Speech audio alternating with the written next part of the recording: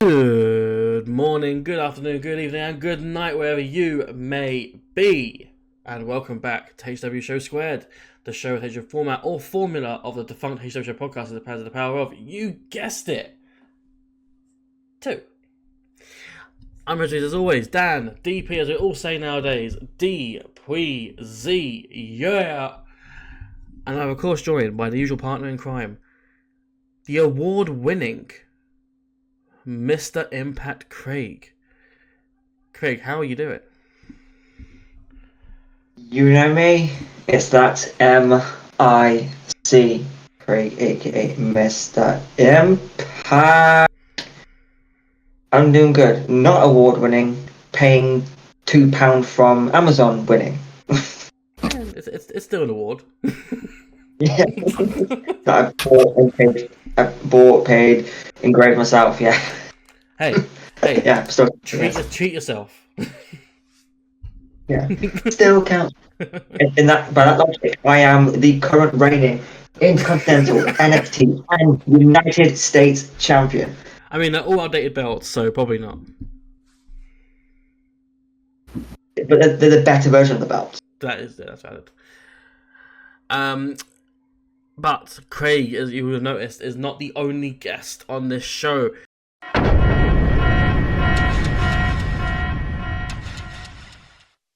We are joined by another voice in the ether, because there's no camera. We are joined by AnxiousChicken. Welcome to the show. Hello, thank you. AnxiousChicken here. 36-year wrestling fan. Lived through WCW days, the Monday Night Wars, all that fun stuff. Favorite wrestler of all time, Mick Foley. And also a big NXT fan. I've been watching it since the god-awful game show days.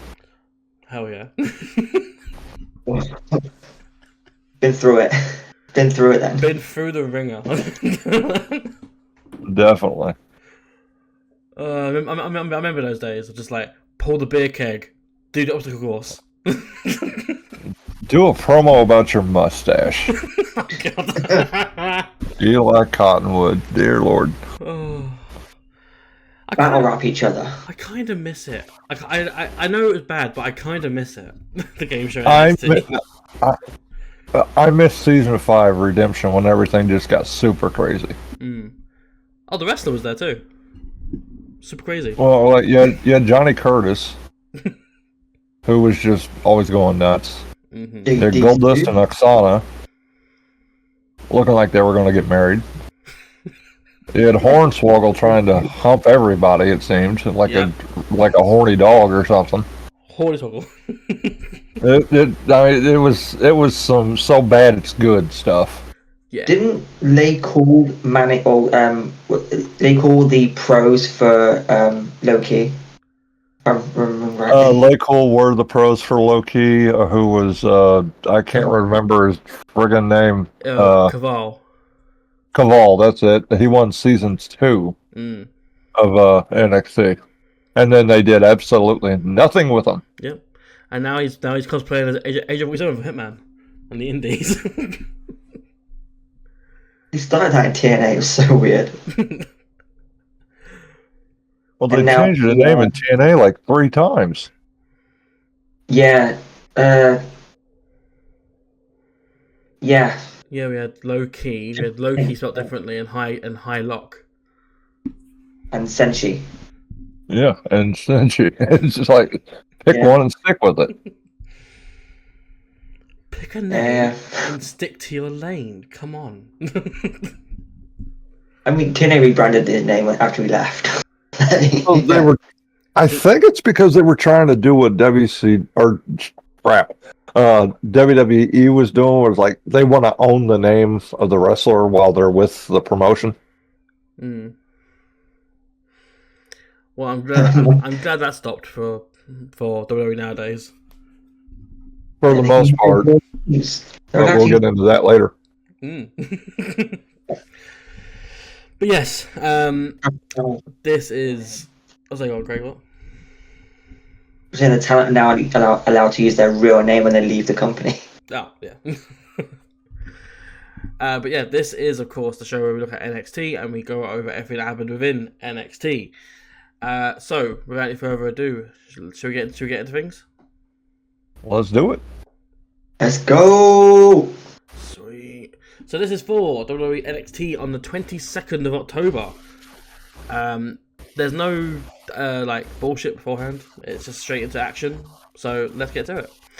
Match 1 is a tag team match. We have the returning Damage Control, Io Sky and Kairi Sane taking on Metaphor, or probably better known as now as Meta 2. It's Jakara Jackson and Lash Legend. So for this, there's no highlights. So just the match ending. So Metaphor win via DQ when Piper Niven turns up and trips up Jakara, and the ref catches it and DQs him, and then Chelsea Green also attacks Slash. Before I go into it, what were your guys' thoughts on this opening match? I actually enjoyed it. Damage Control, Curry and Io back, cool. Big part of NXT, there. I like Jakara Jackson a lot. Sorry, miss Jakara Jackson a lot. There's a lot to look forward to with her. Lash is Lash.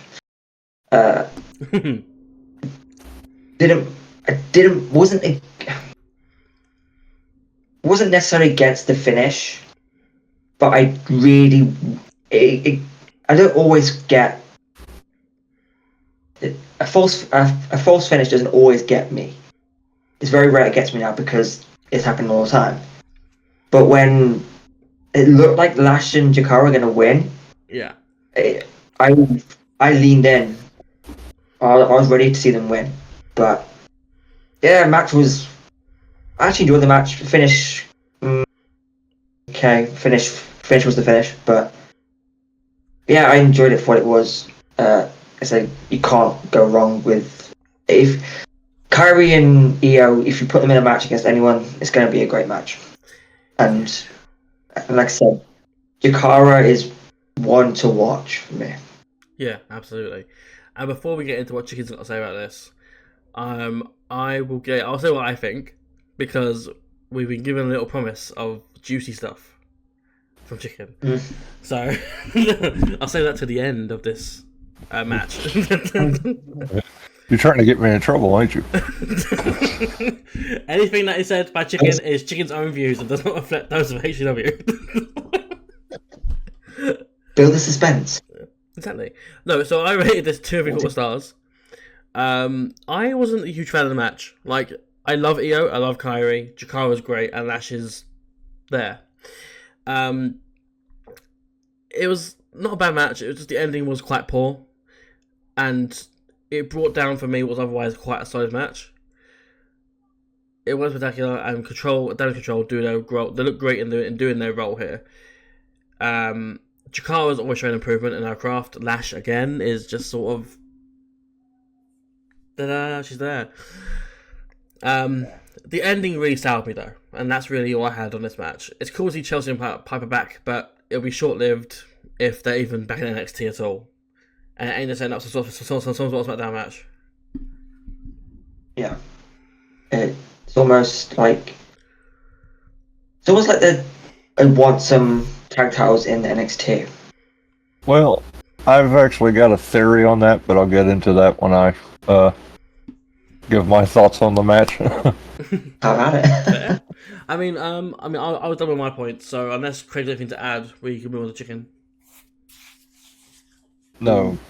No, just it was. Yeah, it's almost. I don't know what the end goal is here. With let me help you. Let me help you then, sir. Because I could be very wrong here. Okay, but like before I go there, I thought the match itself was standard match. But for what they were doing was all right. Nobody made any seriously bad mistakes. Lash, as you guys said, is Lash, but I'm going to rant on that here in a minute. But the ending, I believe, it's because we're setting up one of two things.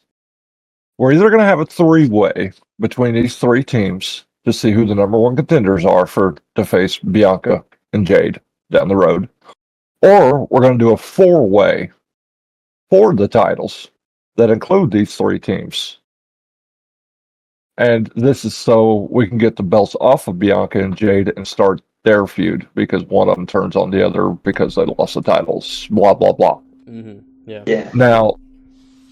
Now, Lash. Don't get me wrong. Here we go. She's doing the best she can, but this woman she's been on main NXT TV for what? NXT TV for what? 2 years now? About that. I want to say. About that. Yeah. And she has not improved much. Don't get me wrong, she's trying. Like, there was a spot towards the beginning parts of the match where she had Kyrie and tried to do a spinning backbreaker, and messed up the move.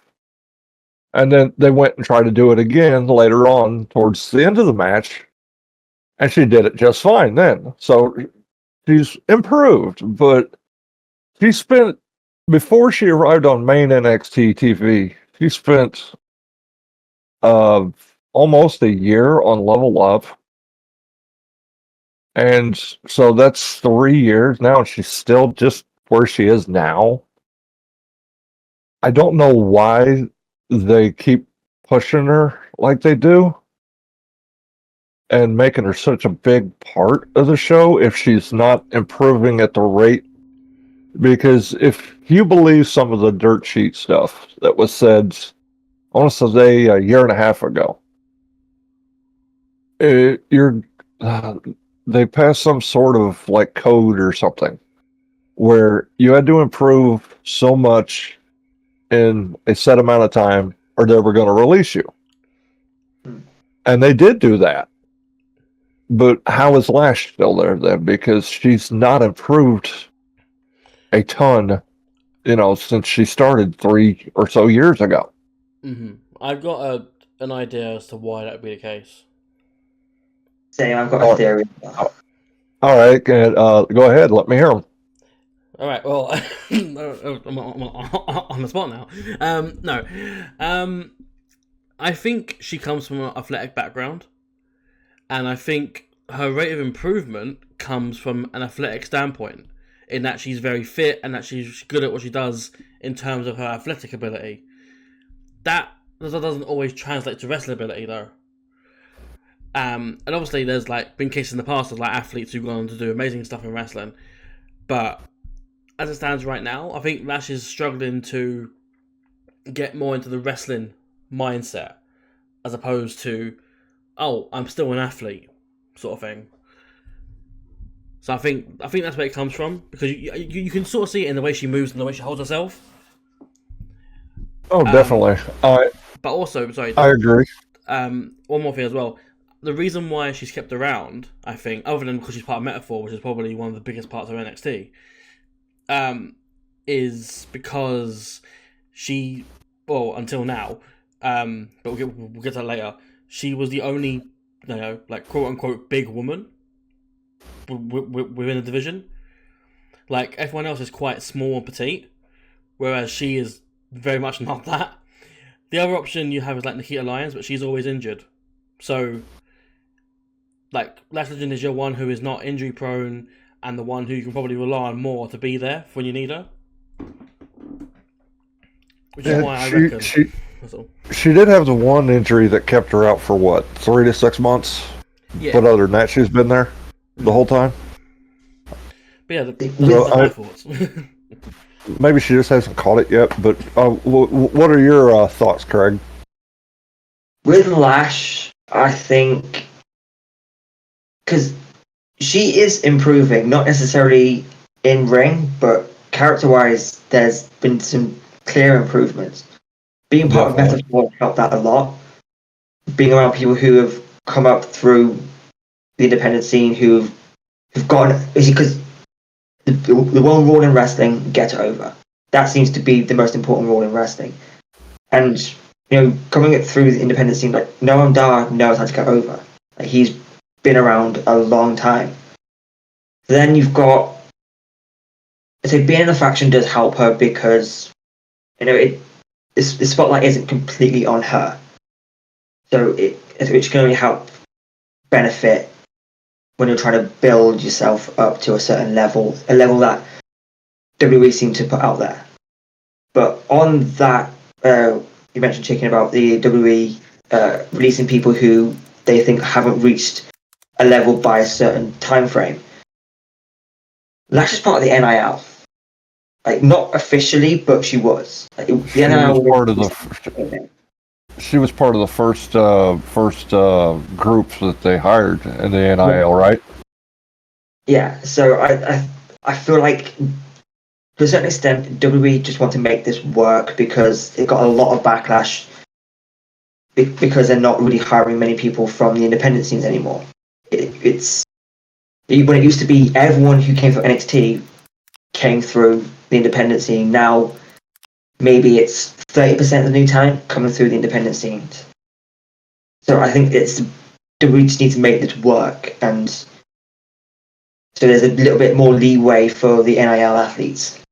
That's just my opinion, but I feel like that would make a lot of sense considering how much time and effort and money do we put into this. If someone, I believe they signed some people from the Olympics this year, so it's a thing they want to progress and get a lot of attention from.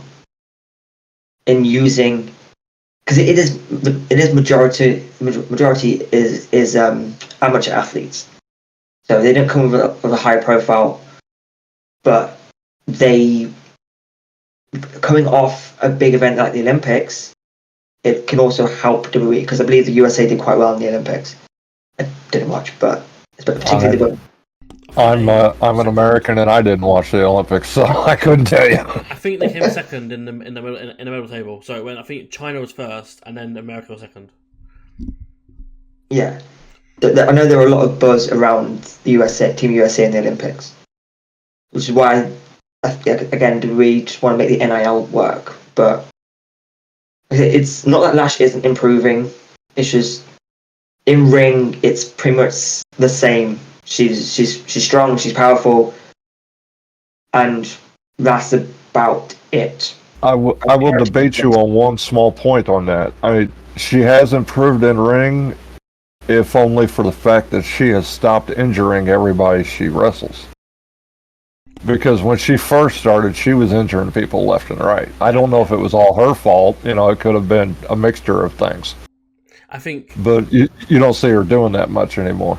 Yeah, I think when you look at things like who causes injuries and like injuries in wrestling, if there's a common denominator in that being Les Legend is the opponent, then it's probably quite safe to assume that Lash is somewhat involved in people getting injured to some extent.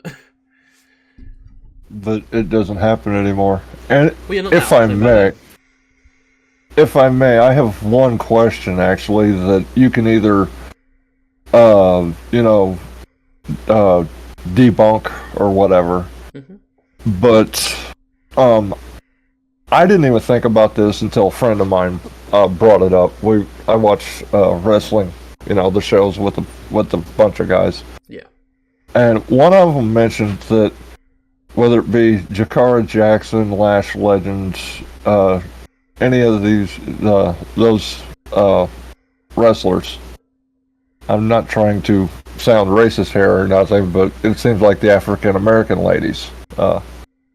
They're all trying to make them like Bianca, where they're like, a bad bitch type character. Am I wrong there? It's hard. It's a very sensitive subject to try and say without coming across a certain way. It's very much a case of they've got something that works with Bianca. Bianca is a role model for young children. She is a stupendous wrestler as well. She's got a gimmick that works, and everything it seems to be brilliant for the world of Bianca Belair. I think WWE have sort of seen her as a prototype that really fucking worked. And then they've tried to emulate it in different ways with other women of a similar culture. I mean, yeah, they make slight tweaks or whatnot, but it kind of seems like this is Bianca version 2 that we're trying to make or something. It does come across. And like I said, I could be completely wrong. Or just they all come across somewhat. And like I said, I'm not trying to sound racist here, but like just the characters, just all have that same mentality. It seems. I feel like WWE have a habit of doing that with a few wrestlers, particularly in the NXT Women's division. They're all similar height, similar build, similar hair color. It's all kind of the same. WWE, it's very much, if it ain't broke, don't fix it. But it's also don't change it either.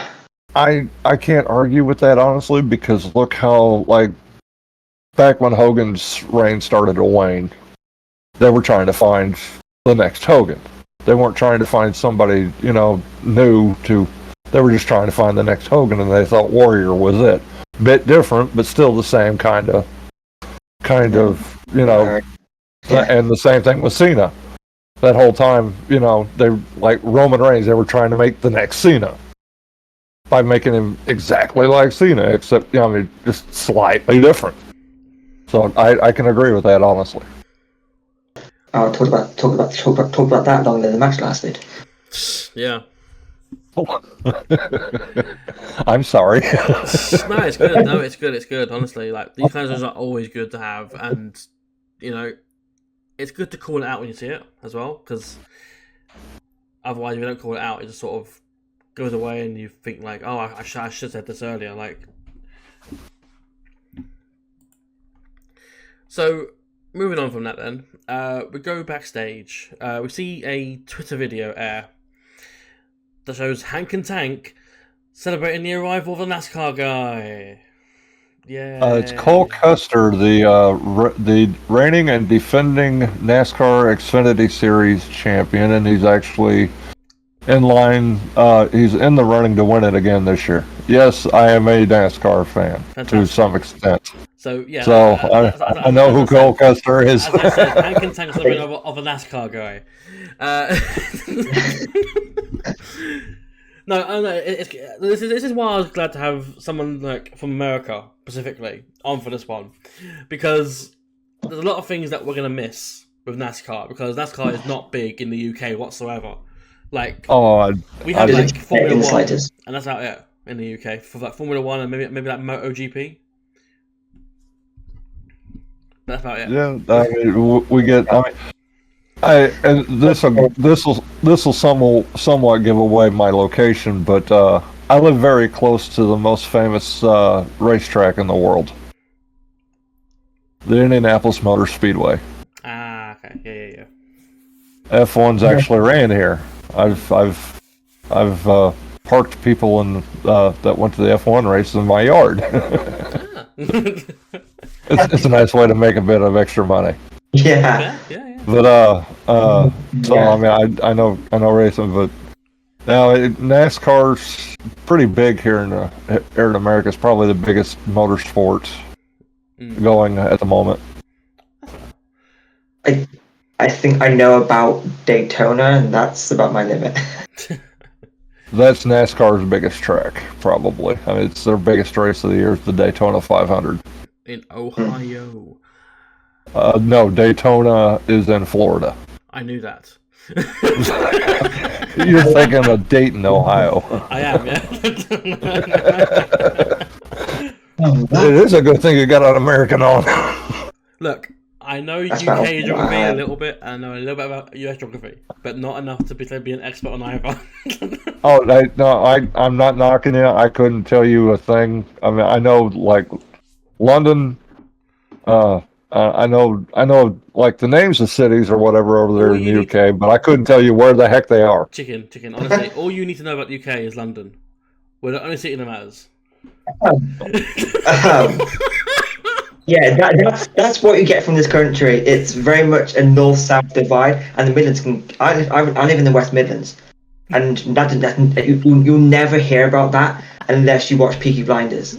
That's the only time you'll hear about the West Midlands. Oh. But yeah, so the NASCAR guy comes, Cole Custard. So it's all cool and all gravy until OTM appear. Claiming that Hank and Tank and Cole Custer have used their pocket space or something. I don't know what happened there. I was confused by that whole segment, honestly. So it was like, yeah, Hank and Tank celebrating Cole being there. So like, yeah, whoa, honk honk. And then OTM were like, no honk honk. We want our parking space or something. They just said their space. I don't know if it was their parking space or where they decided to put their trash or what. Yeah, I mean they did. I mean NASCAR's there. So a match is made. For later on, I would say. We get a segment. Ooh, We get a segment from. I couldn't hear a word they said. There's a segment from earlier today where Tom Petrovic is hanging out with Brindley Reese and Sol Ruka, and they're chatting about stuff. And the topic is raised of Carmen's apparent interest in Ashante Adonis. When in comes Ashante. He and Carmen exchange a bit of tension before Sol and Brindley make the save. And then they make a comment to Carmen, which Carmen finds offensive. And Carmen's like, I'm going to fight you in the ring and you'll find out that way. Okay.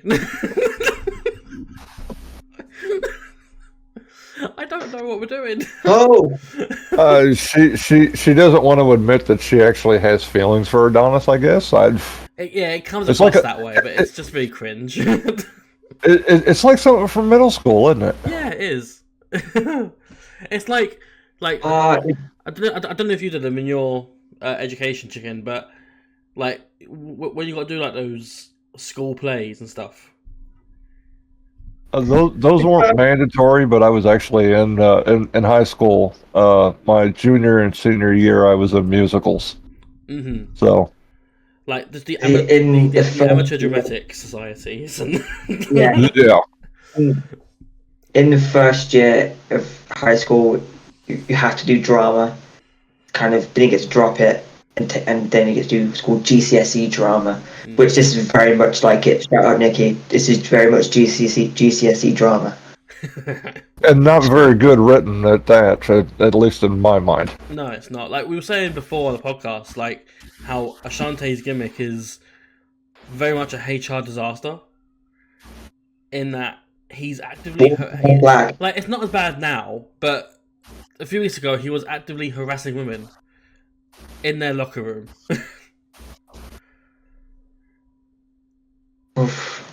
So Yeah, I don't dude. know. It's people would defend it and being like, "Oh, it's the '80s. It's the '80s gimmick. He's a womanizer or a woman guy. What's a woman's guy?" He's a gigolo. He's just not getting paid. It's. I mean, it's better because I thought this was going to go down the Godfather route. I just had a horrible feeling. This would be I don't think they'd ever go. At Tollgate. I don't think they'd ever. What? I can't say they'd ever go that far again, just because they know better. But then again, this is WWE, and considering who, and granted, he's reborn or whatever, but Shawn Michaels being the head of NXT and him being involved in some really dirty stuff back in the day. Oh yeah. You never know. I mean, on Netflix is going to 18, isn't it? Yeah, it is. It's supposed. Well, I mean, So it's I don't know. It's awkward because NXT will be on Netflix, but it's not like primarily live on Netflix. It's, Oh wait, Yeah. it's going to Netflix for you guys? for us in the UK, yeah, all three. All three got Because that. it just at the beginning of October it moved channels for us here in the States, and the rating changed. It's not TV PG anymore. Mm. It's TV 14. Yeah. This week was PG. This week was PG. Okay. They're definitely going a little more risque with it, but going a little bit more risque also means the chance to be, as DP put it, cringy. Yeah, it does. Because I mean, if we're going to more risque stuff, we're going in the region of like early 2000s, late 90s, women's stuff in the company. So I don't want to go back there. Only one woman was treated well in a storyline they put her in and this was in 2001, I believe, and that was Molly Holly. Yep. When they had her and Spike Dudley. Yep. Because Molly refused to do the shit that they made the women do. Yep. Because fair play to her. But I believe, but like I said, hopefully, they've learned not to go, that route and just treat the women like actual people because they are. They're. To be fair, I think they have. It's just this gimmick is very. Yeah, for the most part, this has been the women's fine. Like the booking for the women is fine on NXT. It's just this particular thing with Carmen. I have nightmares about that they were going to decide, because this is the woman that comes up with the katana. Yeah. He's going to make advances, and she's going to choppy his pee-pee. I knew that was gonna. I mean, I hope to hell they don't do that, but it's good old Kai. Not beyond them. I mean, the masochist in me wants them to do it. I want them to do that until I say TV. You sicko! Hey, I watch AEW. I'm a sicko. hey! I watch AEW too. Okay, I saw a man's house get burnt down. You have to do it. I'd be shocked, but I'd also appreciate it. Like, if they just made a Charlotte Adonis a eunuch, like, just nothing. You'd have to be very careful how you did it, though, because you don't want people coming after you, Yeah, true. And getting the show taken off the air. If only they did it originally. Oh, yeah. If only. Well, maybe we find out that he's like he's a like CIA agent, and he's trying to get close to Karma Petrovic because she's a secret Russian spy or something. She's Canadian. She's Canadian by way of Russia. I don't know. I'm trying to come up with something decent or better than him being a just horny person. Are we making Adonis like James Bond here? Where he's like trying to seduce the KGB agent, sort of. Maybe. They're both probably at work. Either way, that's another match that's happening probably on their show, and it is later on. Move on to match 2 of the night. It is Tatum Paxley taking on Jada Parker. And Jada wins following a hypnotic, the running hip attack she does. I rated this 2.5 stars. It was shorter than 5 minutes, so that by default for me means I can't get more than that really. But to be honest, it was pretty good. It didn't need much time to build anything really, and with the 4-ish minutes that they had, it was a fine match. I think Jada's finding herself now, and she's more efficient with her hip attack, because it actually looks pretty decent now. But the main reason why I'm not a huge fan of it, it was fine, but because it was mainly a plot device to get things moving along, rather than the match actually meaning something. If that makes sense. Yeah. Yeah. Yeah. So what do we think? Yeah. yeah, very good match for the time they had. Like Jada's going to be a star. I said it when at for No Mercy that when Roxanne goes its main roster, this is Jada's division, and I will stick with that. The Hypnotic finally is becoming more of a finisher, because before that it was enough power to be a transitional move, and that's being generous. So the fact that she's doing it with more power behind it and they're selling it, fantastic. Shout out to Tatum Pax as well, who again is really coming along. I'm big fan of Tatum Pax. Her you didn't see it in this match, but her finisher is so good. Yeah, the Psycho Trap. It's two women with very, very good finishers. And yeah, NXT have got some powerful people coming through the ranks. Yeah, they do. So very good. They do. Yeah. Yeah, and Chicken, what were your thoughts on the match? All I can really say is that I'm just glad that both these women are getting more screen time because they deserve it. It's like, as you guys said, Jada Parker is going to be a star, and I myself am I've always been a fan of the more like strange characters, whether it be spooky or whatever. I mean, like the Bray Wyatt stuff, in the days back in always entertained me.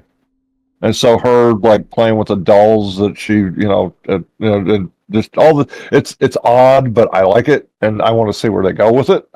And like the same thing with like what happened after the match. I was surprised that Lola, even though she tried to, distract or whatever, didn't cost Jada the match, just, because that's traditional wrestling trope. Mm-hmm. So I was glad to see that didn't go that route. And then what the heck happened with like Tatum getting kidnapped afterwards? Yeah, I was like, I love that so much. Is Wendy Chu like going to be like Jigsaw or something from the Saw movies? I mean, we are coming towards that era now. Like, Halloween's in 6 days, as the day of recording this. So like Wendy Chu puts Tatum in a sleeper or a dragon sleeper, and knocks her out and puts her in a road box that they use for the tours and stuff. I have a theory on this. Shoot. Because we'll know by the time this airs, but that is coming Saturday. It is Bound for Glory, and in which Rosemary and Wendy Chu are challenging for the Knockouts World Tag Team titles against Spitfire. Tatum's been kidnapped. I'm wondering if she's going to want some sort of payback, and costing Wendy Chu and Rosemary the Knockouts Tag titles might not be a bad route to go down. In general, I do think Wendy Chu and Rosemary are going to win, because it makes sense to bring the titles to NXT where there's more tag teams. But I'm hoping that's where it goes anyway. I think it'd be quite cool to do that, because like I said, I could go on about the NXT TNA stuff all day, but to actually play into storylines a bit more on TNA, cross storylines a bit more. We haven't really had that in the most we got was when Kazarian and Joe Hendry were in the battle royal, but they didn't really interact that much because Joe Hendry went out straight away. So I perhaps Tatum Paxley makes her presence known at Bound for Glory on Saturday. But Craig, she's locked in the box. That's my thought. Just like, how do you explain her getting out? Is she locked there or is it just closed? Like she's uncomfortable. But Wendy locked it. And she sent her to another dimension, maybe? Who knows? Underground, perhaps. Oh, we get Now correct me if correct me if I'm wrong, though. Correct me if I'm wrong, but didn't Tatum challenge for the Knockouts title? Yes, at I forget it was. Emergence? I think it was Emergence. I know it was a blue pay-per-view, so I'm going to say Emergence, yeah. The room was blue, and it was Battle for Glory, so Emergence. Yeah, in fact, the majority of the Knockouts, the NXT Women's roster is challenged for the Knockouts World title. So... I know that Tatum, I think, wasn't Carmen another one, because I don't follow TNA as much as I should, unfortunately. We've had Izzy, we've had Tatum, we've had Soul, I think we had Carmen as well. Alicia. Yeah, been a few, and and Brynn as well. To this point, Brynn was on. She was on TNA, but not for the title. I don't think. She was on TNA. Yeah, Brynn does have a match at Battle for Glory on the Countdown show. She's teaming with Xia Brookside to take on Ash and Heather by Elegance. Oh hell yeah! Oh, I was dreading it, but yeah. No, Brynn was just there to face Ash by Elegance, and then got a makeover. Yeah, fair. So we got a tag match, but yeah, that's what I hope to happen anyway. With that. So the only reason I asked that is because, like, you mentioned that Tatum costing them the tag titles, maybe, at Bound for Glory. I was like, is TNA crowd gonna know who Tatum Paxley is? But since she has been on the show before, challenge for they would. Okay, so yeah. I mean, but when she debuted, they didn't. A lot of them didn't. But it's gotten better now because we have Ariana Grace as the NXT liaison, who comes out and introduces them as they come to the ring. So it kind of helps that a bit. Wait a minute, Santino Marella's daughter. Yes. Oh god. I need to find those clips then. Oh my lord. They reference their relationship on screen as well on TNA. Oh, I need to find them clips then. Watch the clip from Watch the Santino and Ariana Grace clip from Victory Road. It's excellent. Will do. It's like Santino's so proud of his little girl, but his little girl doesn't want to acknowledge him. It sounds about right. You want and more from those two. Yeah, it's like it's almost as if like, and not to say Ariana is like her dad, but like it's like the same sort of level as what Santino was in his prime. Yeah, you can. It's very clear where she gets a sense of humor from. Yeah. It is fantastic to watch. And like her dad, she's great at doing comedy work. Mm. Yeah, just fantastic. Saying that, I wish she was back at NXT, but Miss NXT now. Well, not officially, but to me, she's always Miss NXT. Mm-hmm. But yeah, moving on from that, we go backstage again. It is Lexis King. So it's time for a little bit of lectural healing. As he approaches the Ren QCC. So Lexis feels that he's still getting a doubt about his abilities despite the win over Oro Mensah last week. Lexis says that he and Dempsey have got a lot in common. They both have technical prowess and fantastic facial hair. Lexis says that Charles's mustache is excellent. I'll give him that. Yeah. Lexis says that he feels that the Heritage Cup will really help his case to get out of his father's shadow. And Dempsey sympathizes with this. And really randomly, he agrees to give Lexis a cup match. And he tells Miles to go make it. What follows is Miles like, huh? What? Why? So yeah, now the only thing that Lexus needs is a corner man. So there's some development on that in the future. I have one question. Shoot. Is Miles a bot? Miles is a background character of the NQCC. Yeah, the dude does not seem to show much emotion, and I don't know if that's just because that's what he's supposed to do. I feel like with the NQCC, they're very they're badasses, but they're also very comedic. Especially Charlie and Ren, they're the main two that bring everything to it. Oh yeah, they are the front runners of the crew. I'm guessing. Just because that's what everything seems to be centered around is those two. It's kind of weird because Tavian came back a few weeks ago and he's sort of disappeared again. So I don't know what he's doing necessarily. Right. He's in Browns.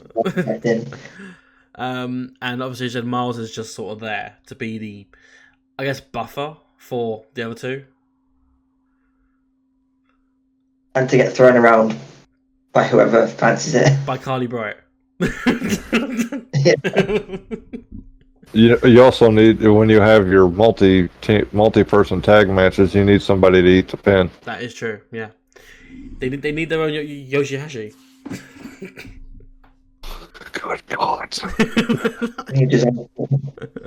That's right. I'm bringing New Japan into this. Why didn't you just mention Toru Yano then? Because I hate Yoshihashi. Oh, I got you. Now, can I make a suggestion for Lexus King's corner, man? Go for it. William Regal. That would be very cool. Imagine. Because, Regal would have known his dad.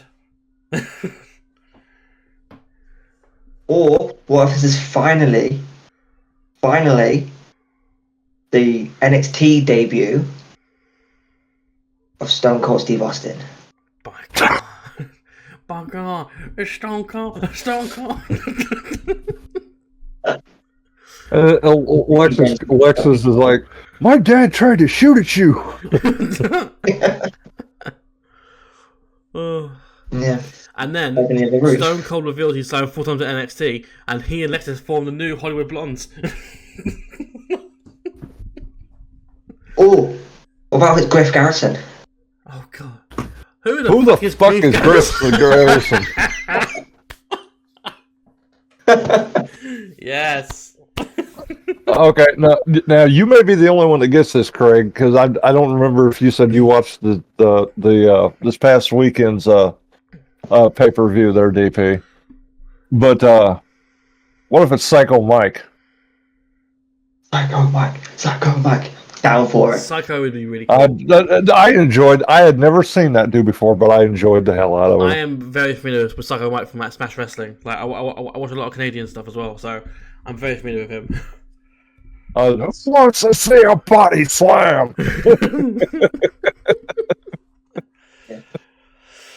But no, speaking realistically, who do we have as being Lexus's corner man? I don't know. I honestly don't either. I mean, is there anybody waiting to debut?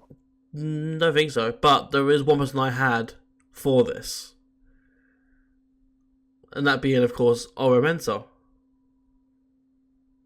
That would actually make sense. That would be interesting. I just don't know if realistically why Oro would. He's lost twice to Lexus now. I know, I don't know why.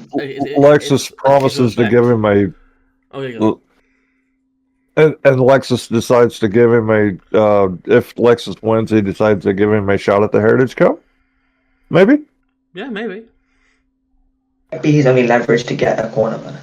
Yeah. But beyond that, I don't know. The reason I said William Regal though is because, and I mean, this is just me being nuts. I want William Regal to be his corner man so William Regal can turn on him and join up with Charlie Dempsey and be Charlie Dempsey's manager. I would need Regal on TV. I don't. Yeah. I mean, it'd be cool, but I don't want it to happen. Like, I want Regal to be the authority figure, not a manager. Yeah. I just miss Regal on my TV, you know? So do I. Like, I miss like segments where someone was in Regal's office and he has like the brass knucks on display in the office, Regal. So he's like, Yep. I'm gonna reach for his knuckles in a minute. Like, They'll bring him for more games. Whenever they do finally announce the Bloodline versus Bloodline War Games match, he better be the one to do it. oh, he should be. I'll imagine if someone like Nick Aldis doing it. Like, Yeah, it's got to be Regal. So. yeah. I mean, I wouldn't mind Roman saying it. I just want the Bloodline thing to be over with, but that's another topic. Yeah, Regal announced it. Like, it has to be Regal. Oh no, I know, but I'm saying like from terms of like a bellowing sort of voice, like Roman shouting War Games would be pretty cool. We shouted though. They'd be like, They just go, War Games. War Games. I think acknowledge me. When it says acknowledge me to be War Games, that kind of thing. Yeah. Yeah, that kind of cadence. Sacramento, California. War Games. Hasn't said it yet. Uh, Bro needs to say it. Now I want him to announce every type of match. Scaffold match. just be the ring announcer. Like they lost him out forever anyway, right? So. Boo. Weighing in tonight at £200. It's. And just so everyone's aware, Samantha Irvin is not going to AEW. No, she's apparently she got an offer from the music business supposedly, so good on her. The best. Yeah, absolutely. Get what you gotta get. Yeah. If her passion is music, so go follow your passion. And she's a hell of a singer. Mm-hmm. WrestleMania. Bare minimum. But yeah, we are still backstage.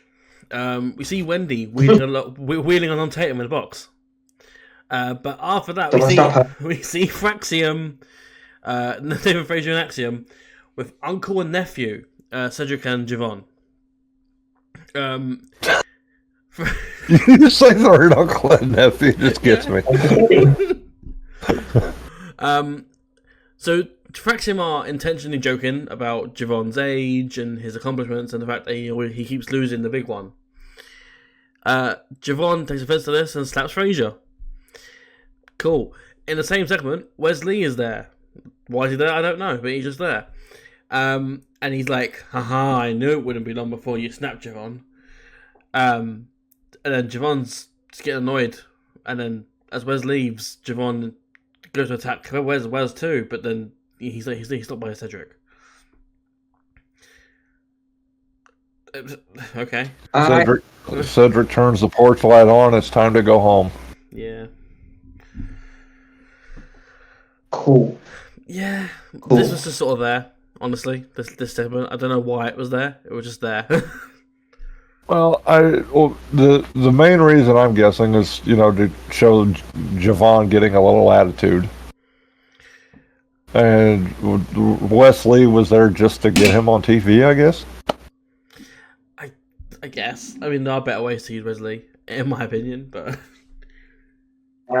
Could do a third match at TNA Bound for Glory, but no. I told you, didn't I? I told you last time that there wasn't going to be a third match.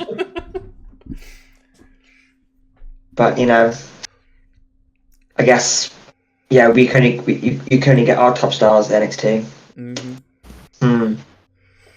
But, yeah, so it seems Javon's getting a little bit of an attitude, so his uncle steps in to calm him down.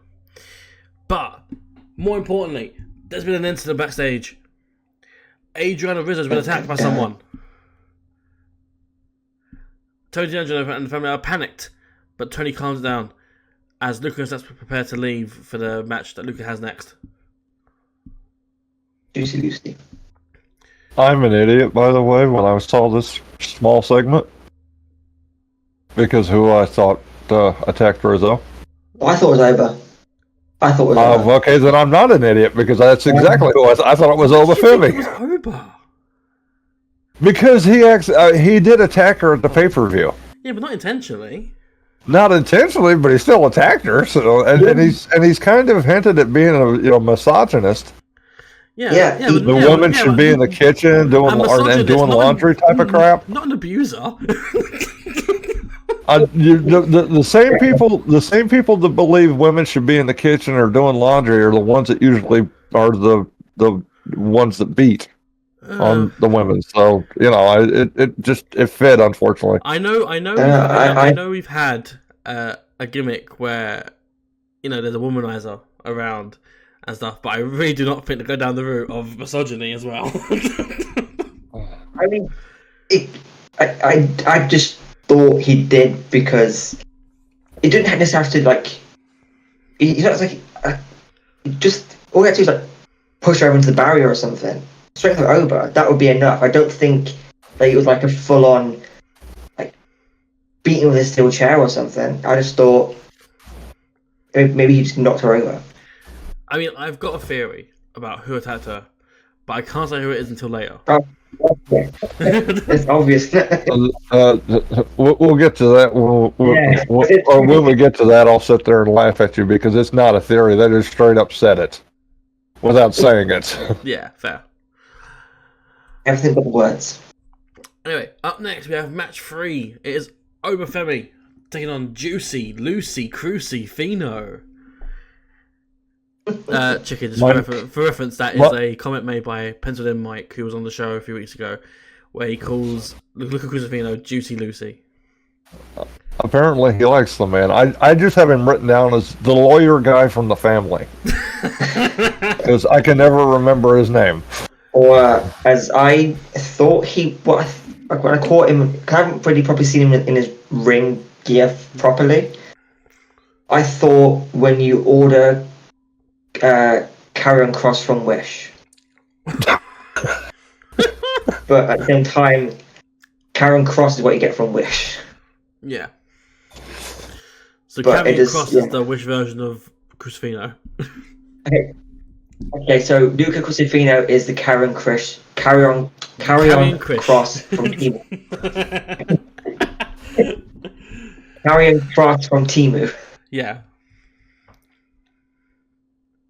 The match happens. Oba wins with the Fall from Grace release powerbomb.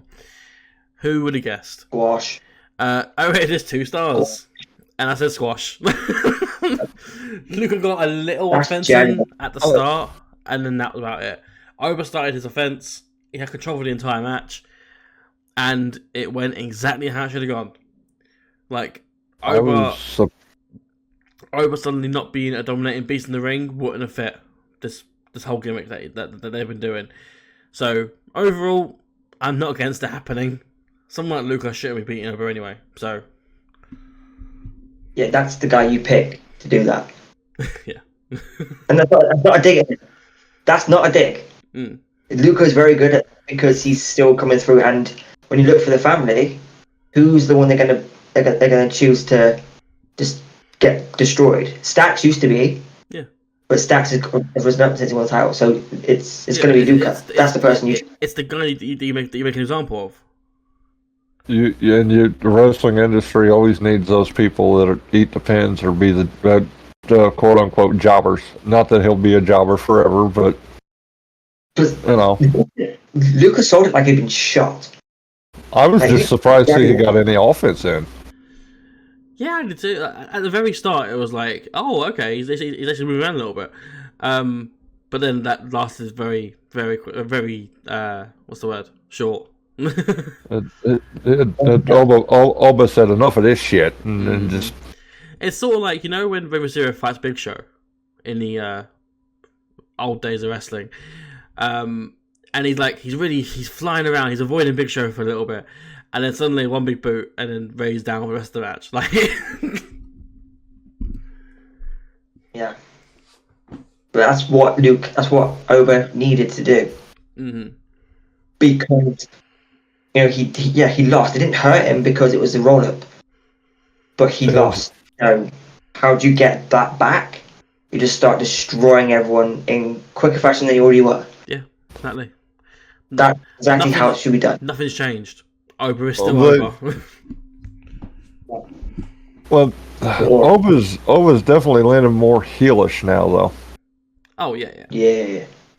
He's the heel in this storyline now, yeah, for sure. But they've been very smart about how they've booked him, because even when he spun the wheel, for their North American title match, it ended up it's a ladder match.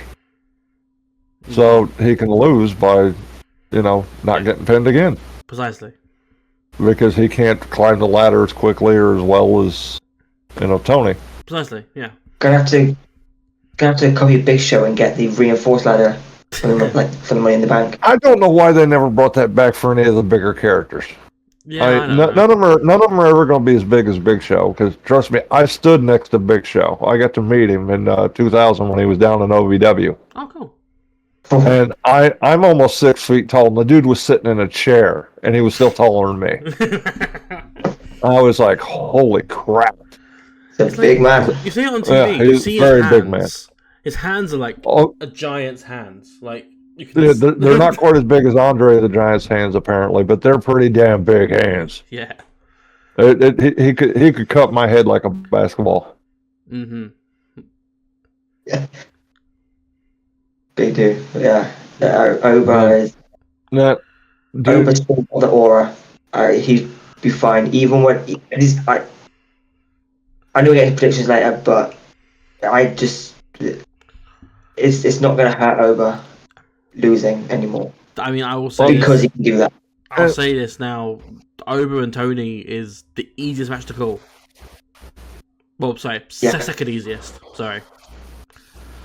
I was going to say, but I do have one thought, and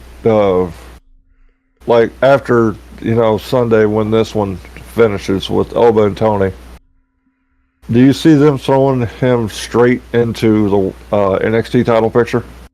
No. You think he'll get like a storyline feud first? I think there is something coming, and I think it will directly relate with something that we see later on. Okay, then we'll get to that when we get to that. Yeah. I don't see Oba going straight for the title because if they put him in the title feud with Trick, there's no way Trick should be coming out like champion. No, and he will leave as champion. Right now, it's too early in the reign in Trick's reign for him to lose the title again. And you put Oba in there, it's gonna be an obvious result.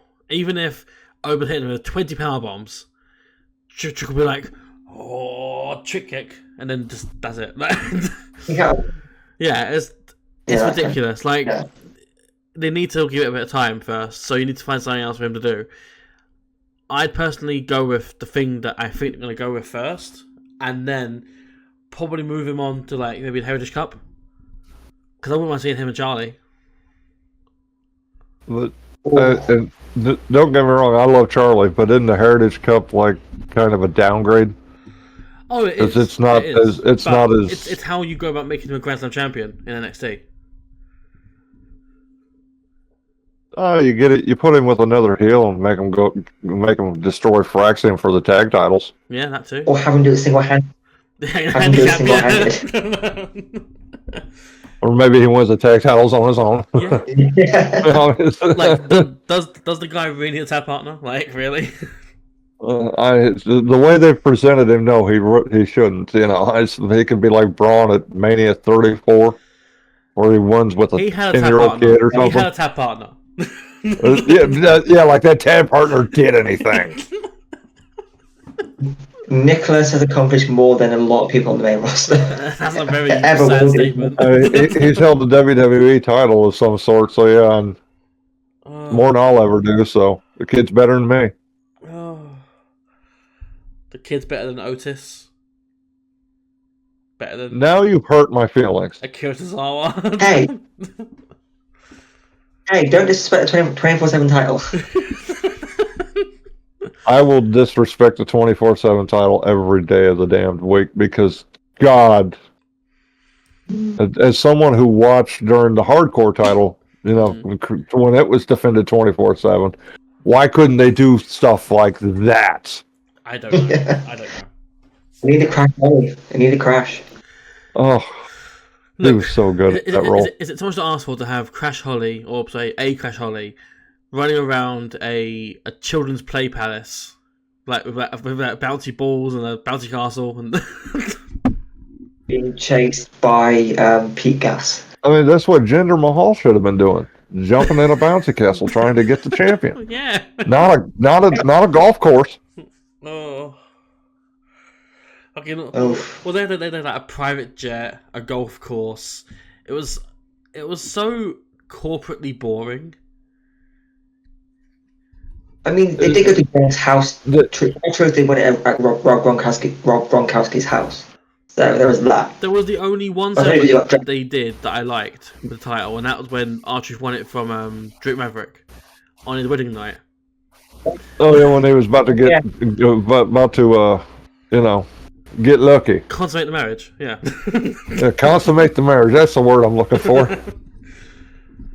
That's the only thing I liked from that entire thing. How did Renee Michelle win that title? How did they not have Renee Michelle win that title? So stupid. I don't know. Anywho. They had everybody and their mother win that title, it seemed. Yeah. But yeah, Anywho. after that match, post-match, Oba continues the attack on Luca. And as he continues, Tony Jojo makes a save. Or tries to. As Oba ties him up to the ring with cable ties. To the ring post, sorry. And he forces Tony to watch as he demolishes Luca and stacks with a table and a ladder bridge. He's sending a message to Tony. I wonder what I wonder what can use that. No idea. It was just there, you know? It's a coincidence. I did enjoy the beatdown. Although I don't like when companies use cable ties, because if you can't get them, if you can't use them first time, and it just makes it look awkward. I go back to Roman Reigns, Kevin Owens. Kevin Owens won the Universal title. He won the Universal title. Yeah. But because of stupid cable ties, they couldn't. I don't like it. It looked like Tony broke the cable ties, but held on to the turnbuckle. He was just holding it. It didn't look good. Are you talking about Kevin Owens and Roman, where Roman was stuck to the siding, or? Yeah. Those weren't cable ties. Those were actual handcuffs because the key wouldn't work. They were supposed to get the handcuffs off before the ref counted to the 10, and so the ref really slowed down his count so they could, because Heyman was the one trying to, unlock the handcuffs. Yeah. But that was also the same place where we saw Kevin Owens get run over by a golf cart, so it was cool. It's kind of the same principle of don't use them for, because if they don't work, you've ruined the segment almost, and it just it kind of irritates me because it did look like Tony was just holding on to the turnbuckle. You've got to make it very visually. You've got to be very visual and show like that there's no way in hell he can break free or whatever. That's the only way it's going to work. It should have gone. I wish it had gone full Kane, but not quite to that extent of hanging from the top turnbuckle with Shane. Did you want him to also electrocute his testicles? That part we can at least decide, but use the strength and do it from the top. It would have looked better because I'm pretty sure Tony broke out of the cable ties. wasn't a fan of. I was honestly too busy watching all but destroy the other guys, so I can't say whether he did or not.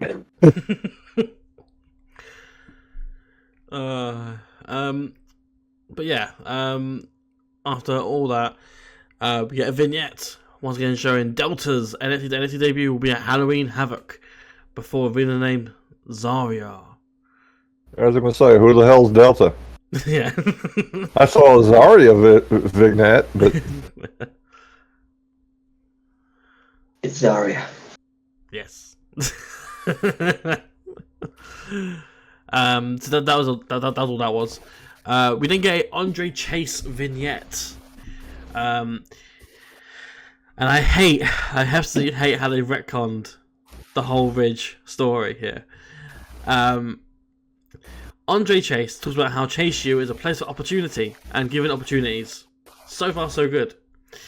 Ridge was no exception. They welcomed him with open arms. They fucking didn't. They won titles. Fair. And Ridge had his redemption in the palm of his hand, and he chose to throw it away. Okay. He can't take away the pain from the students Chase U, but he can make Ridge feel the pain that they felt. And he challenges Ridge to an ambulance match. Yes! That's pretty cool. Very cool. But, like, why are we ignoring the fact that Chase U was not at all accepting of Ridge from the start? Well, no, because Andre was and Thea was, but in the beginning, Duke was not. And Riley. So part of Chase U was open and welcoming, part of it wasn't. Mm-hmm. But even it's just the comment because Chase U is not just Andre Chase. Chase U is all of them. So he's saying that they're all welcoming and they were all, accepting Ridge with open arms, and it was like that's a bold-faced lie.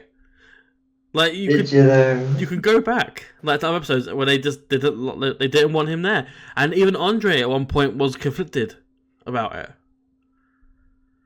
because Ridge seemed to be like going back to like his evil ways or something, or rather. Mm-hmm, yeah. I can't fully remember honestly. I think that was Sean Spears' involvement, if I remember correctly. By any means necessary mentality. Yeah. And then he said one comment, Ridge, in a promo that I really liked, but I didn't like that it happened straight after the fact, where he was like, "I'm gonna keep being with Chase U as long as we have titles." And it was like, okay, yes, but have you just given it away that you're gonna lose titles next week? And then sure enough, lose titles next week. Didn't want to happen, and it did. Yeah. Andre Chase. Chase U are allergic to having long title reigns. This may show where I'm a little bit biased, but honestly, like Andre Chase and just all of Chase U is my favorite thing in NXT right now. I really like them. Yeah. And like I was every time Thea's gotten a shot at the women's title, I've been like, give it to her. Mm-hmm. Do it. Let her break Asuka's reign. Hell with it. She holds the title for 4 years or something. I don't care. Give it to Thea. Let her beat Bruno Sammartino's record for the title. Just let her on 10 years. Oh, but no. Or pretty cool though. An ambulance match. Yeah, I haven't seen one of those in a bit. Yeah, I think the last one I remember is Roman and Braun. Yeah, I was saying the Braun match. Yeah. Julius Creed and Damon Kemp's that ambulance match, or was that a stretcher match? I thought that was a stretcher match, but I could be mistaken. What an ambulance there? I think they've been very back and forth on what stretcher and ambulance means. Yeah, because stretcher used to be over a line, but now it's put in an ambulance now. But ambulance matches often close the doors on them. Like one of my favourite matches from 2002, I think it was, or 2003, was Randy Orton and RVD in a stretcher match on pay-per-view. I think it was Judgment Day. I think it was, and I thoroughly enjoyed that match so much. The whole gimmick of the stretcher match is so good. Go back and watch Mr. Anderson versus Samuel Shaw in a committed match. Oh God! Enjoy that treat. Oh, I do remember, because that's when Samuel Shaw was American Psycho type gimmick, and he was all up in Christy Hemi's business. Get out of my room! Enjoy that treat. What are you doing in my room? That character got very creepy, very quick.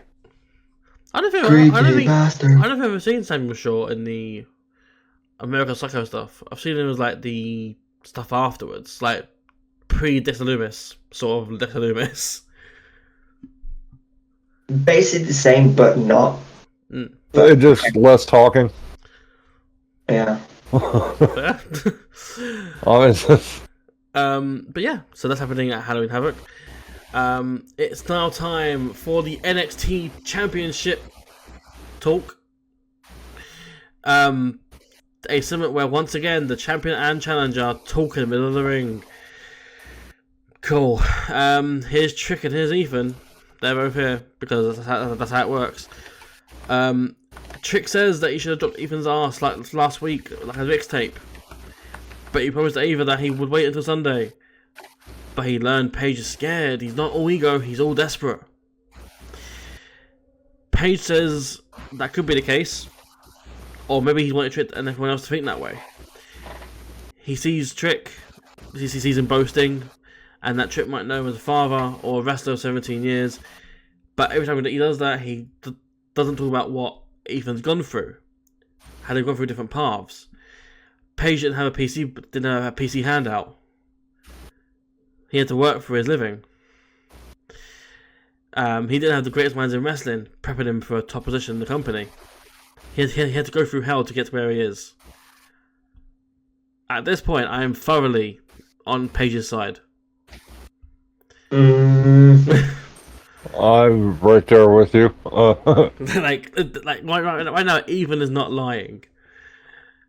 The old Bobby Fish promo, where's the lie?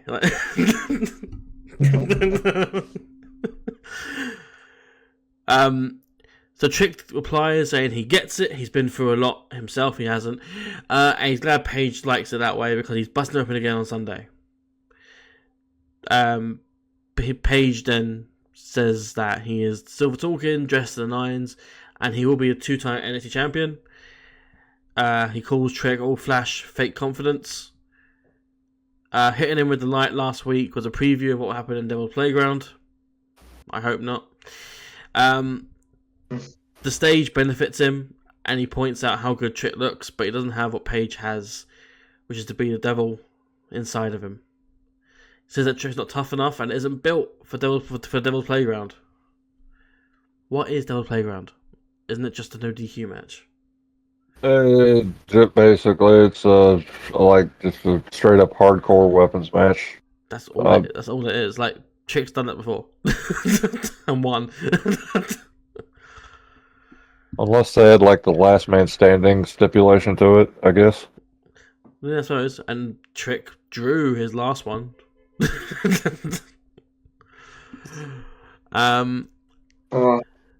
So yeah, Trick says Paige hasn't seen him go to war with Hayes, Ilya, and Dunn, matches that he was all carried to. Paige says that they aren't as savage as Ethan Page is, and he's fought every way to make Trick hurt. Because I don't know what the difference is in what Ethan's thinking compared to what others could potentially do. It's a weird line, that's all. I think he's just talking about the fact that he, the weapons, and whereas I don't remember him being in matches with weapons or whatever against the people he mentioned. Yeah. I mean, I don't know. Whole thing was just I don't know. This is the whole thing. I didn't like the way Trick acted during that whole segment. Anyway, he acted like a complete asshole. Yeah, he did, because that's who Trick is. But he does a good job of hiding it usually, and here he didn't. He just let it out for for the world to see. I think the way you've got to think about it is it's all character progression. In that Ethan has brought out the real side of Trick that we all know that existed before, but he hides it. And Ethan's now brought this out of Trick. I guess, but at the same time, and maybe this is just because I've been watching wrestling too damn long. I don't know, but like when you're supposed to be the top face of the company, you should not be an asshole. Even if the heel could be sitting there talking about how he porked your mother or something. You don't be an asshole. I mean, I think that's very. I think that's a very old school way of thinking. In that, there's faces. Like I said, I've been watching wrestling too damn long. Yeah, I think I don't know. I think we're in a day and age where that's not necessarily, the case nowadays. Yeah. Like you see it all the time. Like good guys who get doubted and they finally reveal their true colors, or that they reveal a darker side of them and whatever. Or heels who, are somewhat sympathetical to the cause, or who understand troubles. They're justified in their actions. Like Miz right now. Yeah. He's completely justified in his actions. R-Truth was annoying as hell. Yep. No, I fully agree. On this segment, I hope not anyone picked up on it. I did like how, given the stipulation of the match, the Devil's Playground, we had Ethan, who's supposed to be the bad guy, in black and red, and you had Trick, who was the good guy, in all white. Yeah. That's a very nice visual to set up this match. I did like that. That they used that visual as to set up the match in the Devil's Playground. So I thought that was very well done. But it was very confusing because at the start, Ethan, if you're tuning in and you don't know what's happening, Ethan Page looks like the good guy. He does, yeah. And then Trick coming across as the bad guy, but then they switch halfway through. It was very. I wanted to enjoy it, but just like I said, I feel like they switched halfway through of who's good, who's bad, and it just threw the whole thing off. It definitely felt like one person wrote the first half, and another person wrote the second half. Yeah, it does feel that way. It was just confusing, and it doesn't matter anyway because I feel like everyone who watches NXT on a regular basis knows precisely who's winning this match. So, and that kind of takes it away a little bit because they're not going to have Trick drop it again straight away. This is a match where you're like, come on, why are we even doing this? We know who's winning. Yeah, and I hate that. The thing is, it's really awkward because I am on the same boat as you guys, but I'd much rather have this as the match than have Wesley, for example, in the spot right now. Only because I feel like you need more time to build Wesley up for this. Like, rather than Wes winning a random freeway. And then this sort of match also wouldn't fit Javon Evans doing it against Trick either. Like, they're both good guys. Like, it's not the thing for two good guys. And unless you're careful, face versus face don't work with most crowds. Exactly.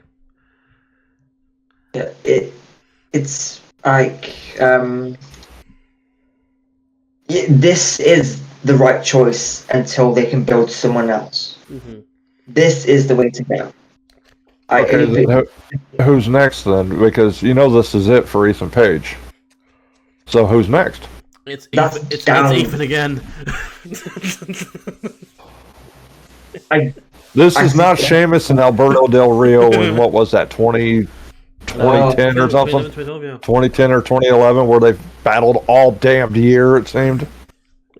Like 6 pay-per-views in a row. It was Sheamus versus Alberto Del Rio. Same with Sheamus versus Christian as well. Yeah. Everyone wanted one more match. Had like 12 other things. Wasn't that Christian and Randy Orton as well did that as well?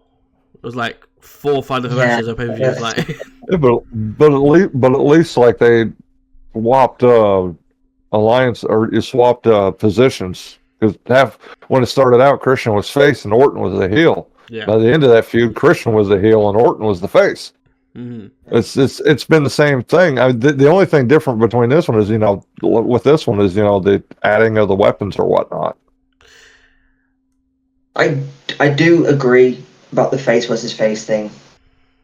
It does nothing. So this is the right decision, and they're probably going to line up Wesley next. That does seem to be the way to go forward, because, I mean, you could maybe set up for Javon, because Javon would be a pointless defense anyway. So Javon's just another stat for the number. Anyone trick faces until potentially Obafemi is a pointless defense. Yeah. Because we know who's winning. But also potentially, there's been the idea going around on like reportedly that Shinsuke might come down to NXT for a bit. But even then, it would just be to put Trick over. Yeah. Well, now granted, this don't mean crap, but it's take with a bag of salt. The dirt sheets say he's supposed to actually, appear on SmackDown again tonight. That doesn't surprise me, but I don't like Trick in this position. I don't. Well, you've got so many heels right now down in NXT that one of them needs to be. I mean, Trick shouldn't be holding the title that long. No, because the story's almost always better if the face is chasing the title. Yeah. Yeah, women. There have been so many times when the face has won the title, after they've chased it, and then the company, and it's not just WWE, but they don't know what to do with it. Yeah. Afterwards, like Sting in WCW, Daniel Bryan. Mm-hmm. Granted, his reign got cut short because of medical injuries, but you could tell they had no idea what to do. Hangman Adam Page. Yep. You can go current as well, and you can look at Cody. Yeah. What's he really had to start this thing? Kevin Owens coming up now. I don't. This is going to get me hated by the entire audience, but I've never seen Cody as a main event player. Ooh. It's valid. It's an opinion you're entitled to have. Yeah, it's just my opinion. I mean, the guy's a heck of a wrestler. It's just like this whole American Nightmare thing. It's just, you're generic wrestler number 2. It's you come out and say the same shit every week. What do you want to talk about? What do you want to talk? Shut. Be something. Get a little edge to you. Mm-hmm. Do something different. Christ Almighty. You're pissing me off with this generic crap. Oh. Okay, ran over. I'm sorry. No, you are good. You are absolutely good. Yeah. The fact that you think I like Cody makes me like you more.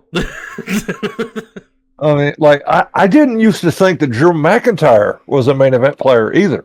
Yeah. But this Punk feud that he had that just ended helped me realize, okay, he can be some, because he became uber evil, and I loved it. Mm-hmm. And he was trolling the fans, Punk, everybody. I loved it. Yeah, fully. Cody needs to do something like that. I mean, whether it's face-wise or whatever, just do something different. Just Cody kills Larry. Gee. Whoa. Leave Larry out of this. ultimate heel move. He can't kill Larry because then Ace Steel will show up and bite him. That is, yeah. No, allegedly. Well, yeah, true, allegedly. We still have no idea what happened in the fallout of Brawlout. Plus, if I was there, I'd probably do the same to the Young Bucks too. What, you'd bite the crotch? Not that. Kinky. I throw a chair. So many things were said, like a chair was thrown. No, the couch was thrown. What the hell? Better we not even talk about that whole thing anyway. Who is throwing a couch? I mean, you've heard of instances where like mothers have gotten like such an adrenaline rush that they've like lifted a car off of their child or whatever. I don't believe that for a second. I'm just saying you've heard it. I mean, yeah. I don't know anybody that's seen such a thing, but you've heard of such instances. Yeah. I mean, Kenny's back is pretty fucked. Yeah, that might have been out. That's the reason because why. Him and Okada were carrying New Japan for a while, and then he was carrying AEW for a while. I mean, yeah, wouldn't your back be fucked too? And then CM Punk threw a couch at him.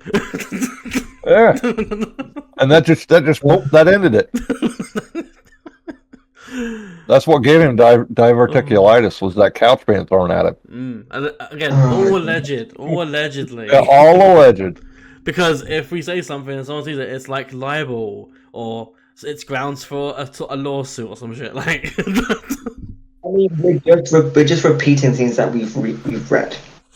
Even still, from multiple sources. Even still, if we say look at my profile picture, look at my profile picture. I'm already scared enough. Okay, don't sue me, please.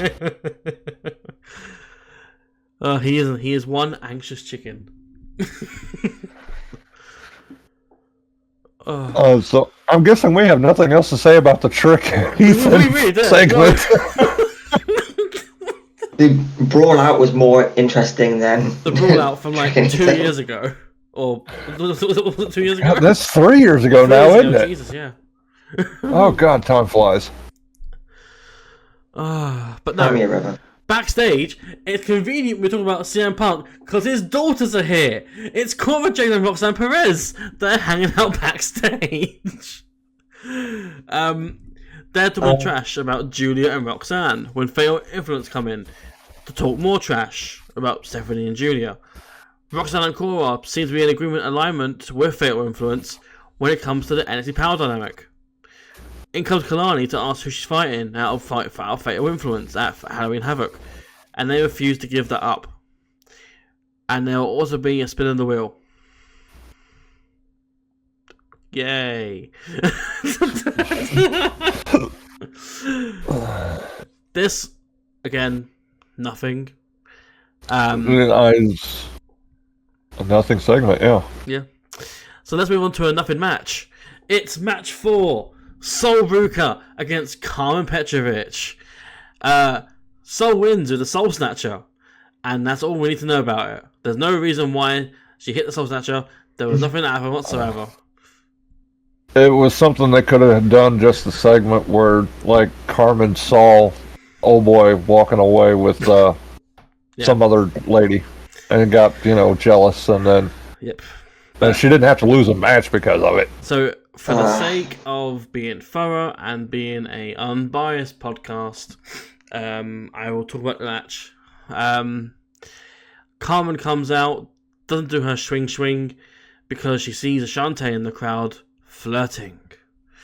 And the end of the match comes when Carmen has the upper hand on Sol, and she sees Ashante leaving with someone who's flirting with.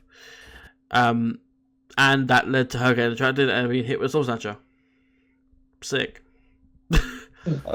Any idea how long the match lasted? It was like 3 minutes, I think. Yeah, it was pretty short, or at least it felt pretty short. You say to be thorough, but that's literally it. There's no point in reviewing that because we talked about enough about Ashante in a few sections ago. And what else is there to say? Yeah. The match happened, Mm-hmm. but it will mean nothing in the long run. It'll mean nothing. They wanted to get both ladies on the show. They wanted to continue the Carmen Adonis thing.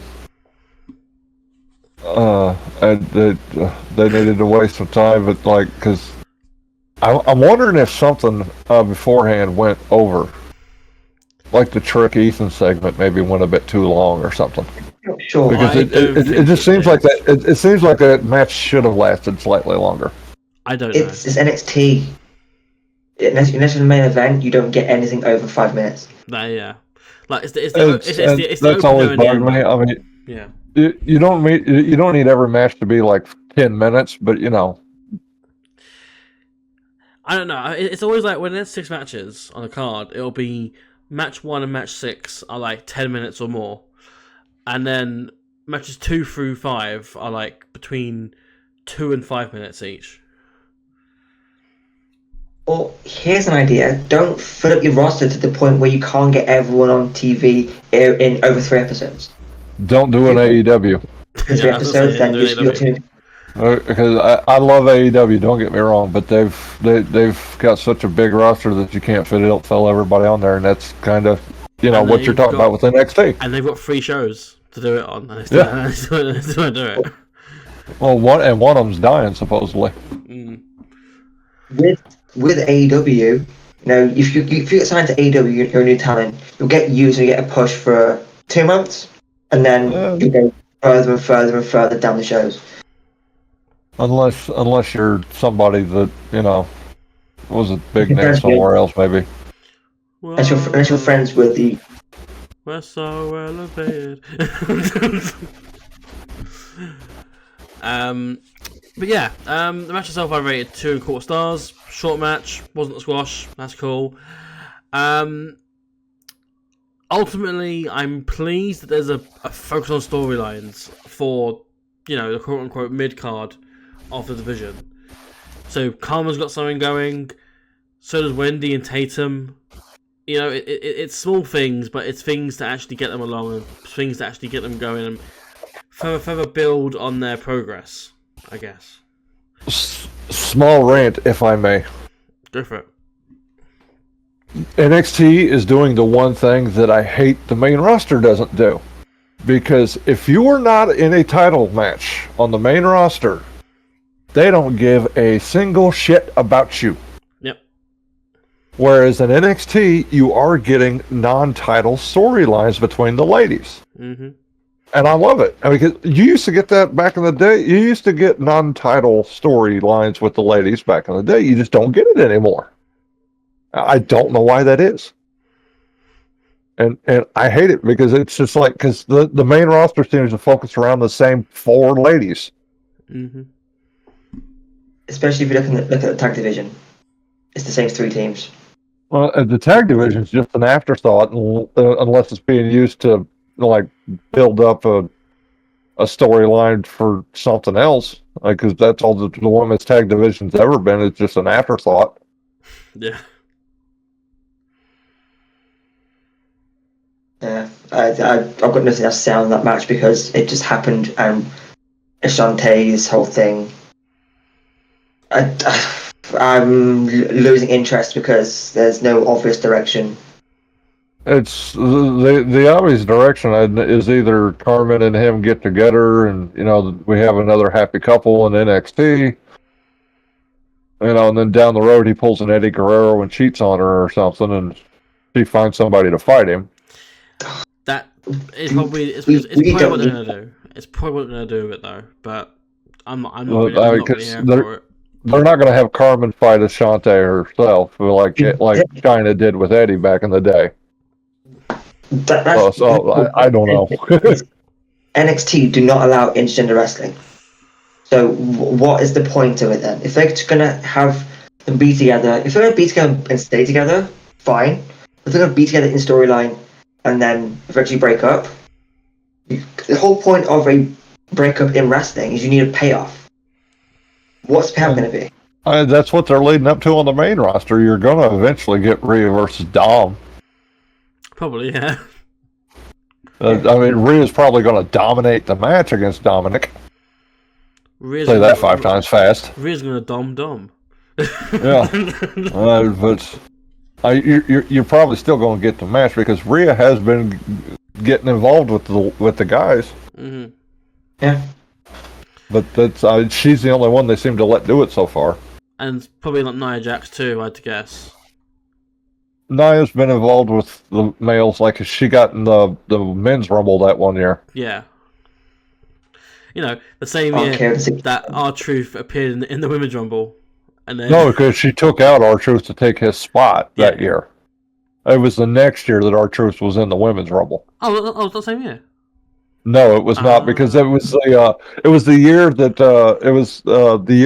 R-Truth and Carmella won the final spots in the Rumble by winning the Mixed Match Challenge Season 2. Okay, right. And R-Truth was coming out as number 30. Nia Jax beat the piss out of him and then took a spot.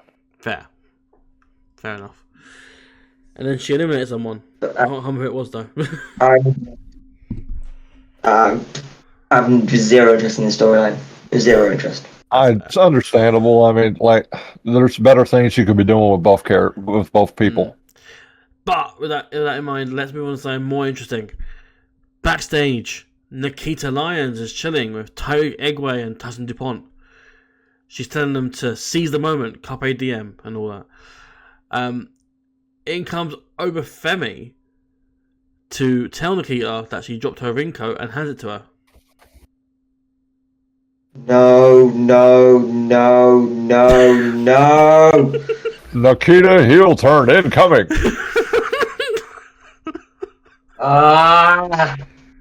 So okay. When did she drop it? What in what place? What was this? A big flashing neon sign says Nikita beat up Rizzo.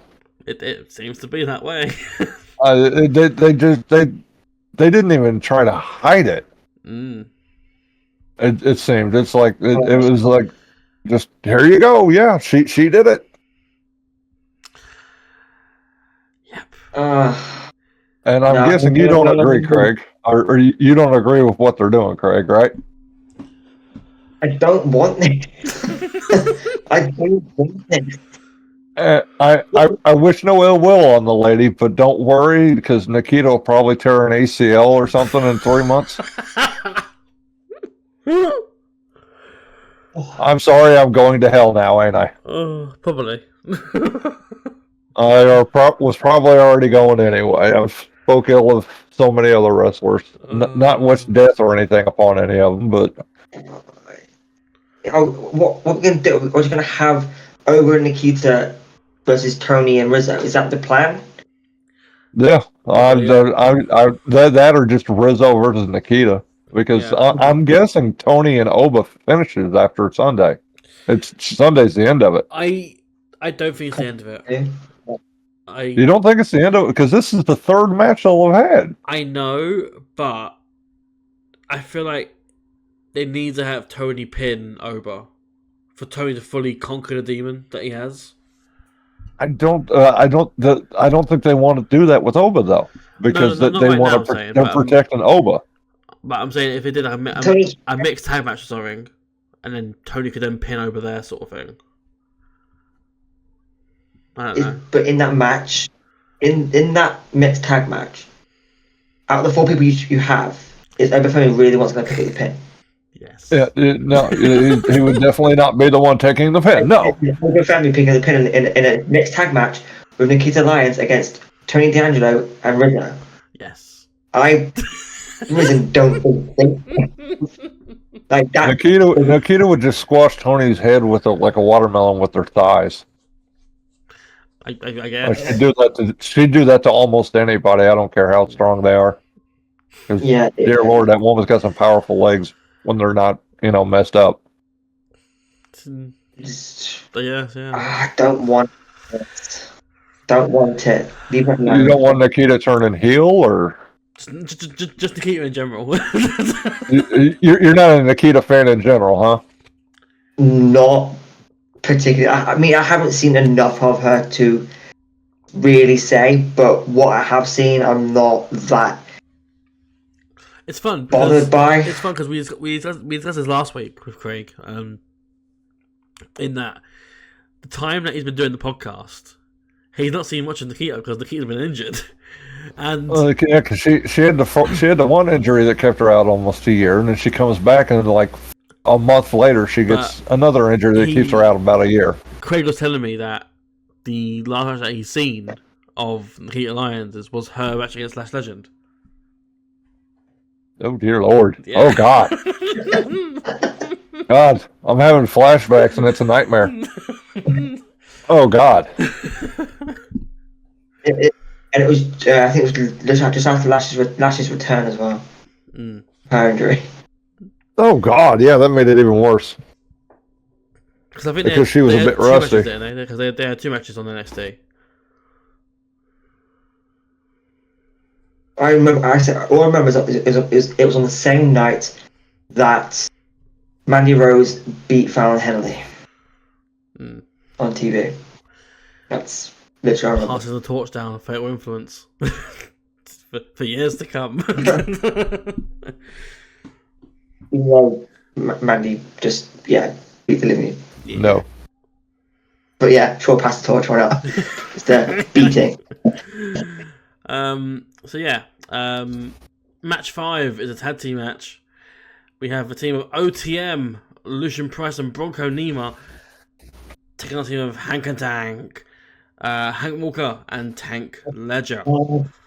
And Hank and Tank win with a collision course to Bronco Nima. I rated this 2 stars. You left out a bit there, pal. Did I leave a bit out? You left a bit out because, like, OTM first get distracted because Lola shows up and starts beating the piss out of Jada. I just choose to ignore messages of that with a short like that. But then the biggest celebrity of all time hits one of the boys in the back with his helmet. even most of the American NXT fans have no idea who this damn race car driver is. I bet. Yeah. The thing is, like, they do so much of this, like, sports partnerships with other people, with, like, various sporting organizations. That you've seen NFL players, you've seen race car drivers, you've seen NBA players, like you've seen hockey players, like. It's like I don't know any of them. Well, like this was not necessarily their idea because I don't know, like you know how race cars are sponsored by different things. Mm-hmm. The CW actually airs the NASCAR Xfinity Series races that Paul Custer is on. And the CW actually sponsors a car in the Xfinity Series. So they're probably the one that said, hey, get this guy, since they have a race down in Florida this weekend, down in Miami, and you guys are near Miami, have this guy on your show this week to promote the race. All right. And I'm guessing that's the only reason he was on there. Came from the network. It left you guys, like the people not in America, and even the people that don't even follow racing, left them all clueless. So they made a match for exclusively the CW management, who wanted this guy on their show. That's my guess. They made an entire segment to lead to this match backstage in the car. To then lead to this involvement of the NASCAR dude for the NASCAR segment, and he got physically involved in the match. Barely, but he did get physically involved. Not the first time companies have to do something for the network. Yeah. I mean, TNA did it once on Spike to promote the Jersey Shore. Oh God. Oh God. That's still not as bad as them bringing in that Pac-Man Jones guy. Mm-hmm. And then because they made Pac-Man Jones tag champ. Do you remember they brought Ronk? Do you remember they brought in Snooki on put on WrestleMania? Yeah, she was on. Her and Trish Stratus faced John Morrison and Trish Stratus and John Morrison faced Dolph Ziggler and two other ladies, if I remember correctly. I think it was 28 or 29. I don't recall who it was, but yeah, it was 2012, I think. Yeah, It was more than 28. that is 28. Yeah. Or So. like back Yeah. yeah, on the thing. But yeah, just terrible. But yeah, as you said, sorry, Chicken. Lola comes in, attacks Jada, and then Cole hits a guy with his helmet. Bronco, I think it was. He hits with his helmet, and then that leads to Hank and Tank hitting the collision course, and yeah, they're celebrating, and they do a little dance with Lola, which was the best bit of the entire match. the celebrity that they bring in, who is married, is sitting there drooling all over the Latino chick that's dancing next to him because he has the hots for her, allegedly. At least that's what it looked like. Yeah, this whole thing. Glad to see Hank and Tank on TV. Always. Mm-hmm. Always down for Hank and Tank. Entertaining duo, but that could have been something better. Could have been done with them. Honestly, I don't know much about NASCAR. I don't know anything about Cole Custer, but I feel like he was the perfect. I think Hank and Tank were the perfect guys to put him with for this. Oh yeah. They're both kind of, and they're not quite hillbillies or / rednecks, but they've got a few hillbilly tendencies, and this is coming from a guy who many consider a hillbilly, and I will gladly admit to being a hillbilly. I live in the Midwest, so. Bunch of us around these parts, so I mean he definitely fit in with that duo. Yeah. He just looked to actually be nervous doing any sort of thing that wasn't like a just straight up interview.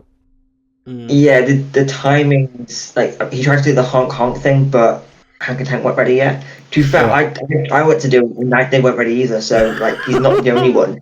That should have been talked a lot more because they didn't time it just right. But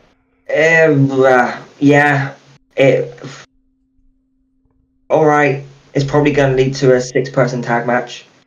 Not against it. No, I don't think you'll see Cole Custer again. I think this was his one and only appearance. It was, like I said, just to promote that race coming up. No, I think he meant Lola. Oh, you mean Lola? Okay, thank God. I was going to say.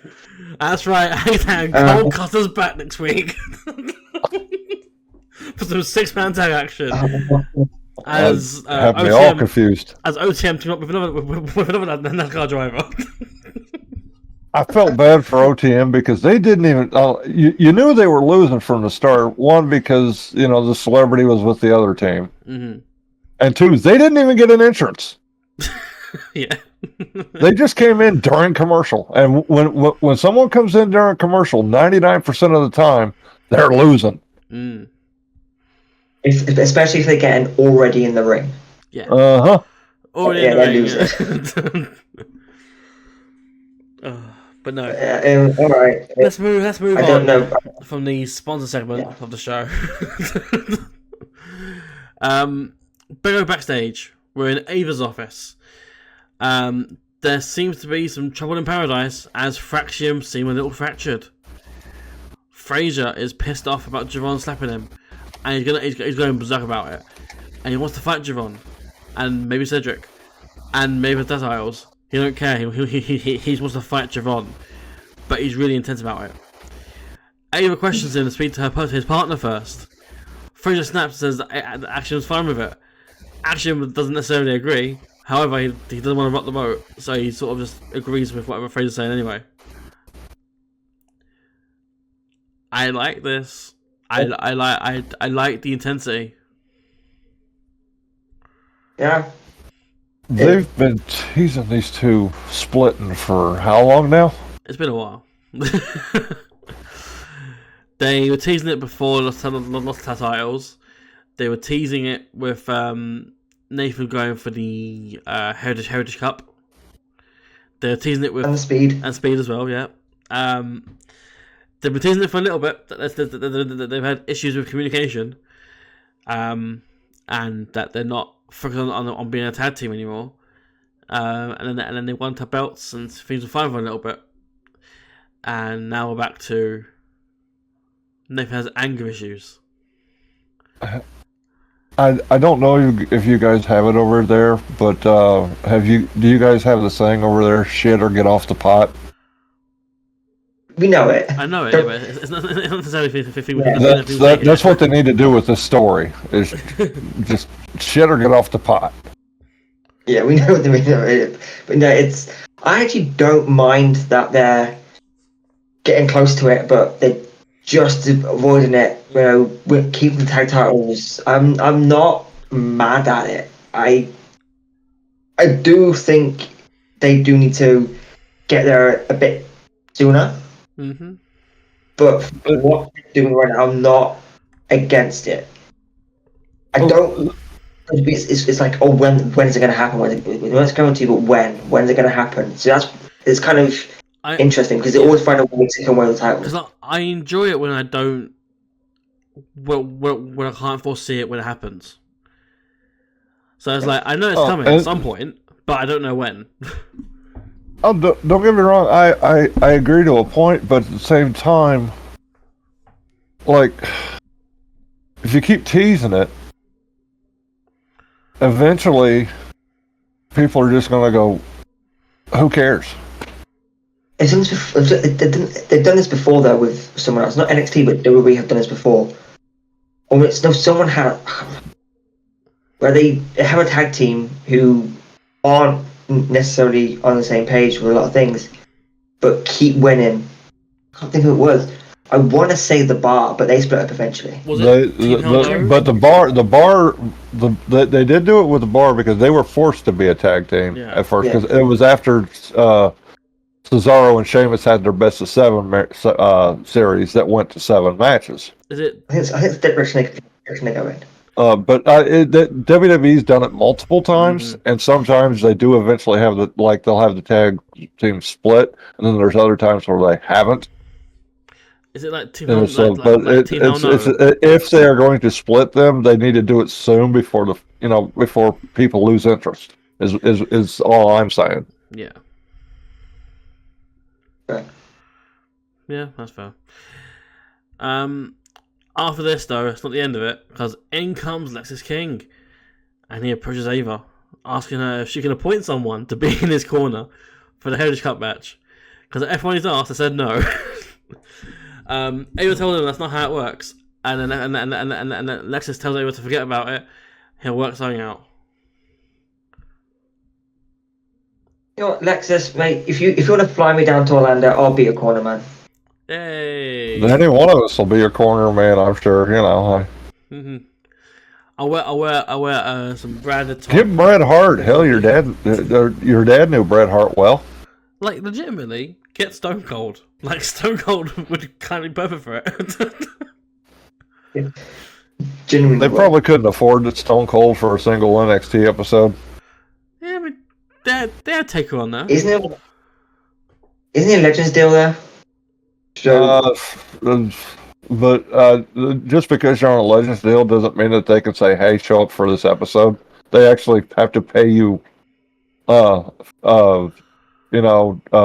another thing to show up for, like an old school Raw or something like that. Mm-hmm. I thought it was fixed fee. Oh no, a Legends deal basically just means that they they call you in for WrestleMania Access if they're doing like signings for that. Mm-hmm. But they get to use your likeness and stuff for video games and DVDs and such, or I guess these days Blu-rays.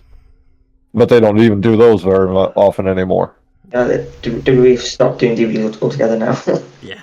Yeah, I couldn't tell you the last time because I used to buy a lot of their DVDs. I also have a lot of TNA DVDs, so Yeah. At one point, I had all of the Tag Classics. Do you remember like, the DVD, like the grey DVDs they had? Of like two the events. of which event? You know the Which one? You know the Tagged Classics. It was called. Yeah. I believe so. Yes, Like it was like the grey cases. Of like it has like two pay-per-views on it. I believe. Yeah. Yeah. Yeah. So I had so many of those. I actually still have all mine. Like it came in what looks like a cooler, but it's the first 20 years of SummerSlam. Yeah. From I have that. I have like back when I was younger, my parents used to order every pay-per-view for me. Mm-hmm. Like WCW and WWF. I didn't.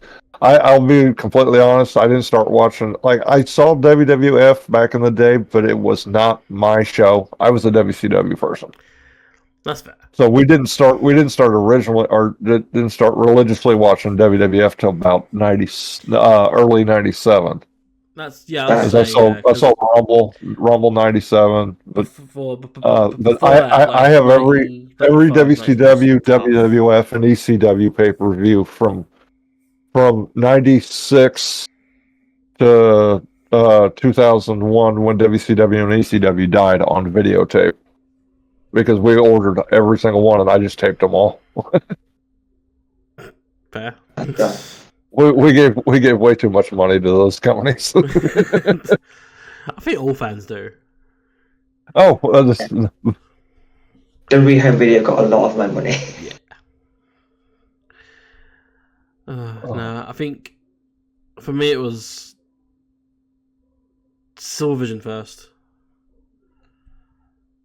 Do you remember them, Craig? Silvervision? Oh, good old television. Yeah. Well, I didn't buy them. My sister used to buy them, and I used to borrow them every weekend and watch WrestleMania on DVD. Fair. Watch them all over 3 days. There was nothing better than just loading up the old DVD or video even at the time, of WrestleMania 17. I still have that. And I like that. I like all the bonus features that they used to come with. Yeah. That was part of the reason I got them because especially when I was younger, and I still am today. But I used to be into like the backstage stuff. It's like, how did they come up like do this or Mm-hmm. That's fascinating. So, fascinating. Mm-hmm. But yeah, after that, we have an interview with Tony D'Angelo. Tony doesn't know what's going on. Adrian got attacked by someone. He got tied to a ring post and forced to watch as Stax and Luca got destroyed. He says that Oba's actions have made the title matchup of Halloween Havoc more personal, and that he's going to use every table and every letter to scare Oba. Well, to beat Oba, but cool. That's my question about this match. It's called Tables, Ladders, and Scares. Yes. Are we holding the match in a haunted house or something? I hope so. I mean, I wanted to, like, zombies pop up or something. I don't, something. Beetlejuice, something. I don't know. Just because that, if you're calling it that just for the sake of it, Halloween Havoc, that's just... Yeah, that's just kind of a letdown. It's just a pun, isn't it? Yeah, it's just a name. But a very bad one at that. I mean, it's like a dad joke. You've got to be careful about saying Beetlejuice's name 3 times, because he might appear. Say it again. Do not say it again. Beetlejuice. It's showtime. I love that movie. I've not seen the second one, though, so... Look, it's fine. Yeah. Bloody Mary. I did that in college, too. Alcohol makes you do stupid things. I mean, if you say the name Bloody Mary 5 times in the mirror, Like, and it summons a creature. Like, no, it doesn't. It's supposedly the spirit of some lady that was killed. That's the urban legend, at least. At least here it is. I don't know. I don't buy into that sort of folklore. Hocus pocus. Not hocus pocus so much, because I do believe to an extent, but just not things like that. Like the idea of like the Candyman, like the films. Like the idea of saying someone's name a few times and they'll appear in a mirror or appear in your mind or something. Like, to me, that's unrealistic. I do believe in spirits to an extent, like people's like lives and souls and stuff, but like ghosts, I think can be real to an extent. I believe that there's a possibility they could be real. Yeah. Yeah, but not like things like monsters and creatures that summon by saying the name.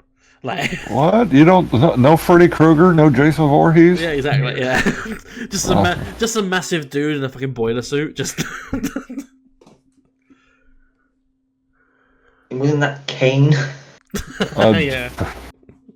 Because Freddy was never in a boiler suit. He just lived in a boiler room. Yeah, but of course we all know that Michael Myers has the big boiler suit. Yeah, Michael Myers was the one, but Michael Myers never died. That's an actual somehow human being that just can't die. Yeah. That one confused me most. Even though I do like the original Halloween, it was like, what the hell? Yeah, he just fell like 30 foot, but you know he's fine. He was also shot. Yeah. When I see like horror films or something, it's like people have never watched horror films before. Yeah. People in the films have never seen it before. Don't go in the room. Don't open the window. Just silly people. This is the reason why It's a horror movie trope. That's the reason why I like Scream. Yeah, because Scream makes fun of that sort of stuff. It makes fun of the horror movie tropes. I mean, I'm also. Oh, go ahead. I know. I was saying that there's also a fake film franchise within Scream that is a direct you're talking about gimmick. Stab. Yeah. Yeah, but I'm also the guy that like my favorite author is a horror writer, Stephen King. No, fair. Pet Cemetery terrified me. Oh yeah, if it's the original, I've not. I can't say the new one's as good, but the remake's not as good in my eyes. But but we're not a movie podcast, so I guess we should. That's just what we're here for. Yeah, tangent. Let's back on track. It is now time for the main event. It's a tag team match. Oh. And it's set for one fall. One fall. Just quickly, not a full tangent, but I like how Mike Rome is the only ring announcer in wrestling now who waits for the one fall. Yes. He's the only one. And I respect that. It bugs me when no one else waits for it now. Yeah, absolutely. So yeah, we have Stephanie Vakir and Julia against Fatal Influence, which is Jessie Jane and Fallon Henley, along with Jasmine Nips on the outside. And we get final moments. Finally. So Julia and Fallon engage in a heated exchange of kicks and strikes. It spills to the corner where the action goes higher, and at top rope, Julia is set up for superplex. Fallon reverses it into a snap suplex of her own. With control now, JC tags in and hits a sort of Uranagi, whatever it was, for 2 when Vakir breaks up the pin. Julia is stirring, but Jasmine plays distraction. However, she's cleared up by Kalani Jordan, who also just knocks her out with one forearm. And I've got to wonder, is Jasmine okay? Because she fell like a brick. What's the word? I don't know the word of it.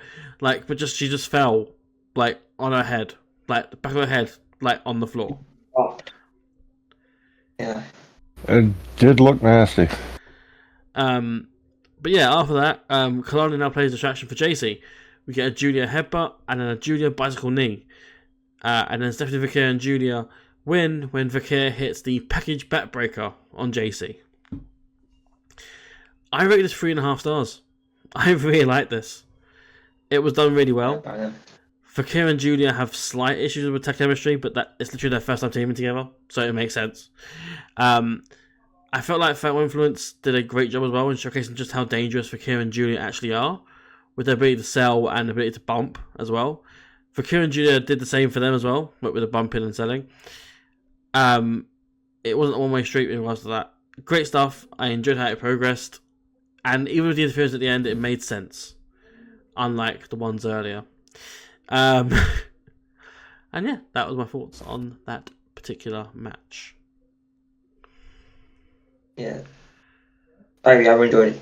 Yeah, I thoroughly enjoyed the match too. I thought it was well done. I was surprised how much of the match that Fatal Influence controlled. Because they controlled more of the match than Julia and Stephanie did. Yeah. Which, I mean, I know you want to make Stephanie look like, they may not be working well together, so Roxanne and Cora look like a threat. Mm-hmm. But I was still expected them to, at least get more control during the match than Fatal Influence. Yeah. Yeah, they did it very well, considering they could have just as easily gone for a Julia and Stephanie squash. Yeah. An extended squash match. Yeah, they could have, but it didn't. They realized that even though they're not the most experienced team on the roster, Fatal Influence are still a unit. They've still picked up tag team wins. So it makes sense why they would take control of the match, and I'm glad they were allowed to take control of the match. All really, really good. Stephanie and Julia, they can work well together. So they've got the practice in for their bigger match coming up against a more experienced team. Those ladies, correct me if I'm wrong, didn't Roxanne and Cora win the tag titles? Yeah, back when there was NXT tag titles. Yeah, they've done it. They did it really well. That's pretty much all I can say. And yeah, JC took a lot on this one, and I'm surprised she's still not wearing her face protection, because she got kicked. She got kneed in the nose. Yeah, she did. That's not from Stephanie McKay. That's not someone you want to knee you in the face. So, JC got a lot on her in this one. Also, I really want Jasmine. I really want Jasmine Nexus in this match, because again, she's someone who is she's such a great character and suits Fatal Influence very well. Yeah. And it's going to be this entire has a lot going for it. It just sucks that it seems like they're going to be the ones to pick up the pins in every match they have from now on.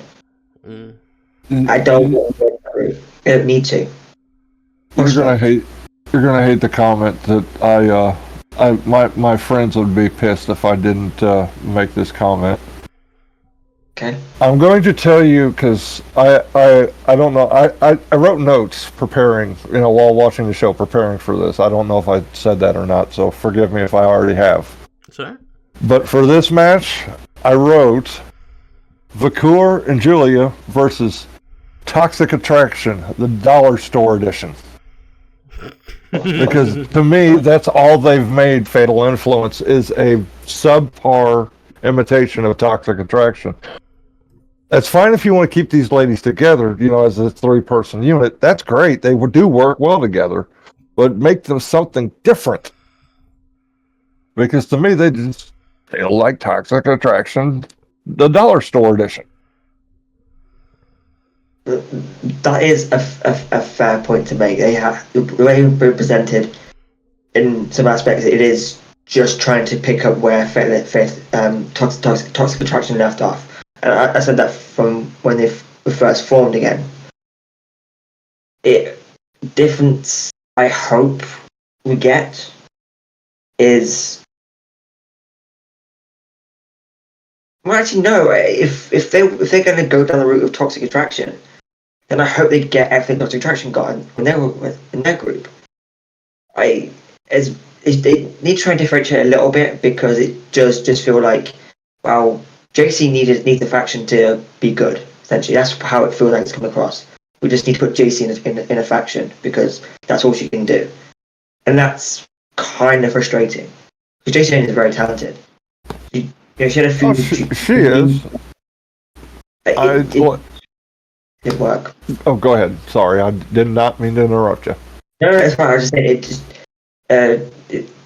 she had a singles feud with Gigi, and it didn't do an awful lot for her because I think she'd lose that feud.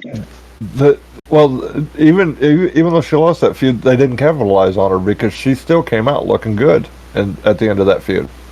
But they just didn't capitalize on her. They just stopped using her for a bit, in any sort of meaningful way, at least in my eyes. And it hurt her because, you've got to give us a reason to connect, whether either face or heel, give us a reason to connect with these characters, and they didn't give us a reason to connect with her.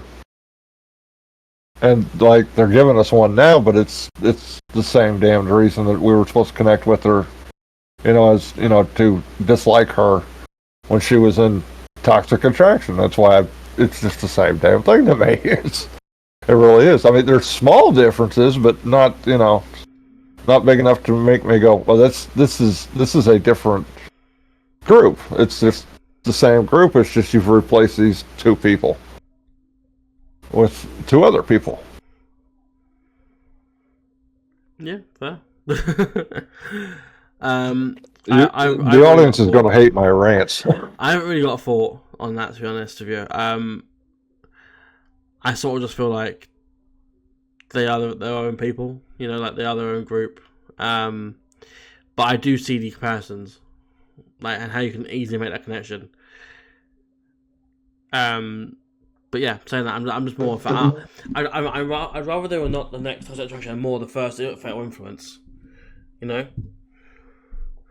Oh, I agree. They should be their own thing and not, and that's why I ranted about it. But at the end of the day, it's an opinion, and we all have free will to give our opinions and say how we feel and how we think about certain topics.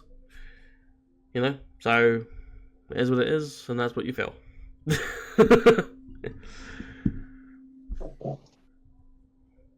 But no. So after the match, we go into the post-match.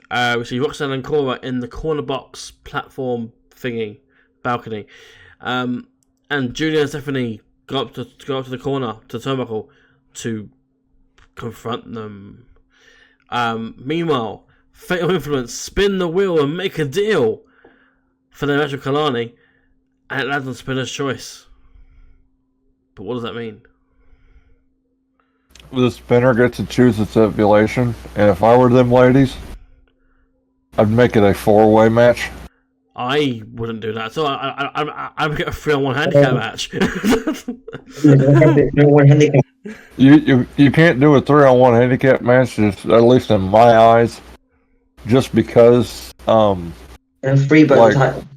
Are you gonna have all three share the title? Yeah. Yeah, free but.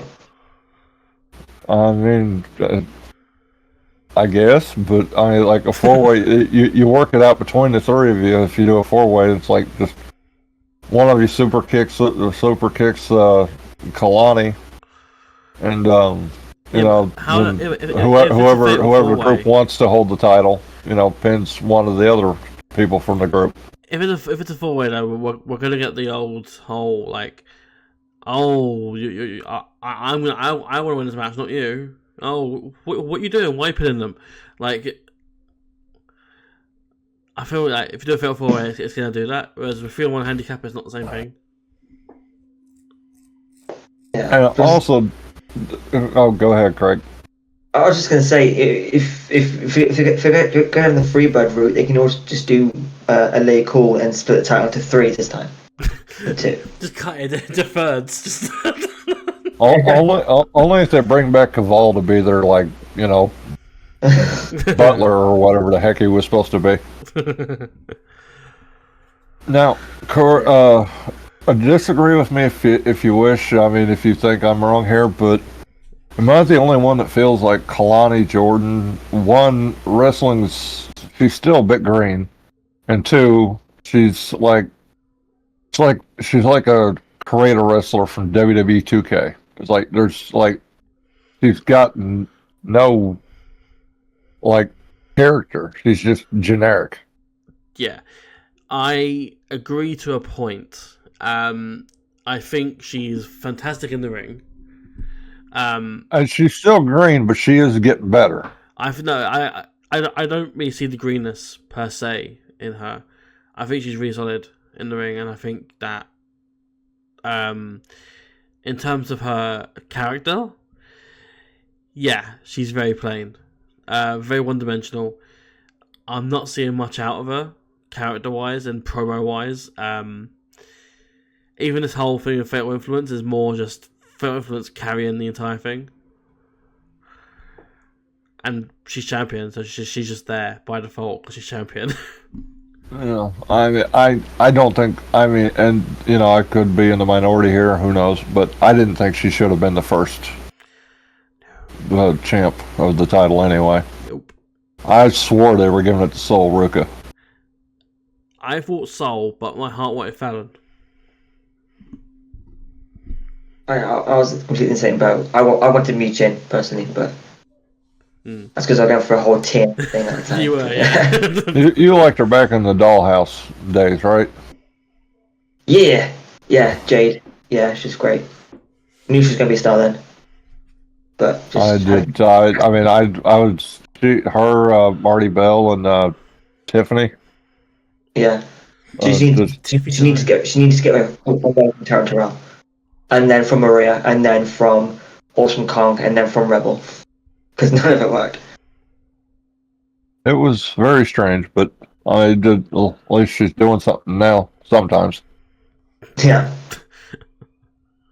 No, as far as Kalani goes, no, I didn't want her as the first champion because I'm of the opinion of you need someone who can build that title, who's experienced in building up a championship, and I didn't think Kalani was the one. To a point, I still don't like this. I don't get an awful lot from this title. It doesn't feel that important to me. It's like, at the end of the match, when you had Kalani raising Julia and Stephanie's hands, that didn't feel right, because is Kalani trying to, like, what's Kalani doing there? Like, all the champions, so I'm gonna put you over, type of thing. Well, she's kissing the ass of 2 people that aren't champions, basically. Yeah, pretty much. It didn't feel right, and then you go back to the show in St. Louis. You've got Trick Williams, Jey Uso, Bianca Belair, Jade Cargill, and Kalani Jordan. One of them didn't fit. It is a full agenda that they're doing in NXT, and it's not only Trick who's getting that treatment. It is also Kalani. In that you got Jade Cargill, okay? Jade Cargill, who frankly should have been at NXT first, but she is a star. She's very much a star in the wrestling world. Bianca Belair, we've always discussed her on this episode, but again, phenomenal talent, and who's built her way through NXT as well. Definitely. My only complaint with Bianca is, since they've moved her up to the main roster, how little she's lost. But 23 losses altogether. Jeez, that's pretty and good. That's in the 4 years she's been on the main roster. Wow. Jeez. And then of course, and then with Kalani, you've got her sort of being shoehorned in with Bianca and Jade. And then this time now, you've got a shoehorned in with two of the biggest indie signings to NXT, the WWE, in Julia and Stephanie. And it just feels like, it's like, hey, look at Kalani. She's important too, yeah? Yes, I'm here too. I'm here too. That's how it feels to me. In the same way that they've had Trick talk to Jey Uso. Like, in the same way we had him with CM Punk, with John Cena. Like, it's been a whole thing where it's like, hey, look at this. This is a very important guy in wrestling. Right? And Trick's here too, which means Trick's also important. All the others make a little more sense. Jey Uso, no point at all. No. Oh, definitely. But with like the John Cena's and stuff that they've brought down to talk to Trick, it's actually helped Trick. At least so far, for Kalani, it's done nothing. I mean, one, because she just like your Cena's and even Trick, and they give off this aura, and you believe that they feel like I'm such a big ass star. You don't feel that with Kalani yet. I think Trick thinks he's a big star, but he's not. Yep, that's my point. Is like he gives off that vibe that he believes that he is a big star, whereas Kalani doesn't give me that vibe yet. That's fair. Oh, sorry for the noise. No, that's alright. That's I forgot to turn the alarm off for my nap that I didn't take today. So you may want to just cut this part off. Well, that's okay. I like Kalani, but we'll get into predictions, but I don't see a way out of Kalani. I don't think experiment worked. Yeah. Agreed. But before we go on to predictions, there's one more thing that happens on the show. So, as the wheels goes to Winner's Choice, Fallon turns to JC and Jasmine, and she's like, well, girls, I guess, and then the lights go out. And then we get flashes of the vignettes for Delta. It's like she's on the road, she's NXT, Halloween Havoc, there's a highway to hell or whatever. And then Zarya appears for like 5 seconds, and then the feed cuts. That's longer because we actually never saw Zarya. At least the feed I was watching off of CW never showed Zarya at all. Oh, so it cut the feed cut off during the video after the lights went out. Oh, okay. So the ending. So I didn't even get to see Zarya. Yeah, the ending of NXT, you see Zarya like in the full red gear, white background behind her. She's like really like looking at the camera, sort of thing, looking down the ramp, and she's there. She's just standing there, menacingly. It is the bare minimum they can fit in to the very little time they have. Yeah. But it is. Although I'm not sure why, when Kennedy is coming at Halloween Havoc, that's the whole point of the vignette, wouldn't it? Yes. I should be here at Halloween Havoc. That's the point of the vignette, yeah. TV show. Nah, I don't need that. Just bring on Halloween Havoc. Anyhow. It'd make her feel like a bigger star. She made her first appearance at Halloween Havoc too. At least in my eye. Yeah, I don't know. But with that in mind, that is the end of this section of the podcast for the review itself of NXT. And now we will do a quick rundown of predictions because it has gone past 10 p.m. in the UK. Yeah. And it's quite late. So let's do a quick breakdown of the matches for Halloween Havoc, and we go our predictions and give brief thoughts if you want to, but generally just try and keep it to the prediction. So for NXT Halloween Havoc, firstly, we have the WWE NXT Men's North American Championship in a tables, ladders, and scares match. Champion Tony D'Angelo takes on Obafemi. Who we got? Tony. I agree. I already gave my reasoning why earlier in the podcast, so Yeah. Yeah. So in a non-title match, tag team, Julia and Stephanie Vickers take on Cora Jade and the NXT Women's Champion Roxanne Perez. I have Stephanie and Julia for this.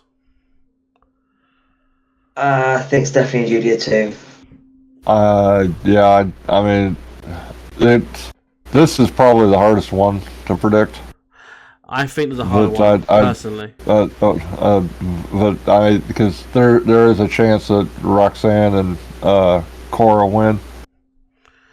Because to my knowledge, isn't this Cora's first match? It is our first match back since injury. So that's kind of what makes me wanna lean towards Cora and Roxanne, but I think Stephanie and what's her damn it, Julia. Went brain dead there for a second. Sorry. So yeah. So Chicken, you're going with who? Sorry, Julia and Stephanie. Julia and Stephanie. Okay. Up next we have what I believe is the hardest match here to call, the ambulance match between Andre Chase and Ridge Holland. But I genuinely do not know who comes out on top of this. Because whoever does, the feud's over. Yeah, more or less, yeah.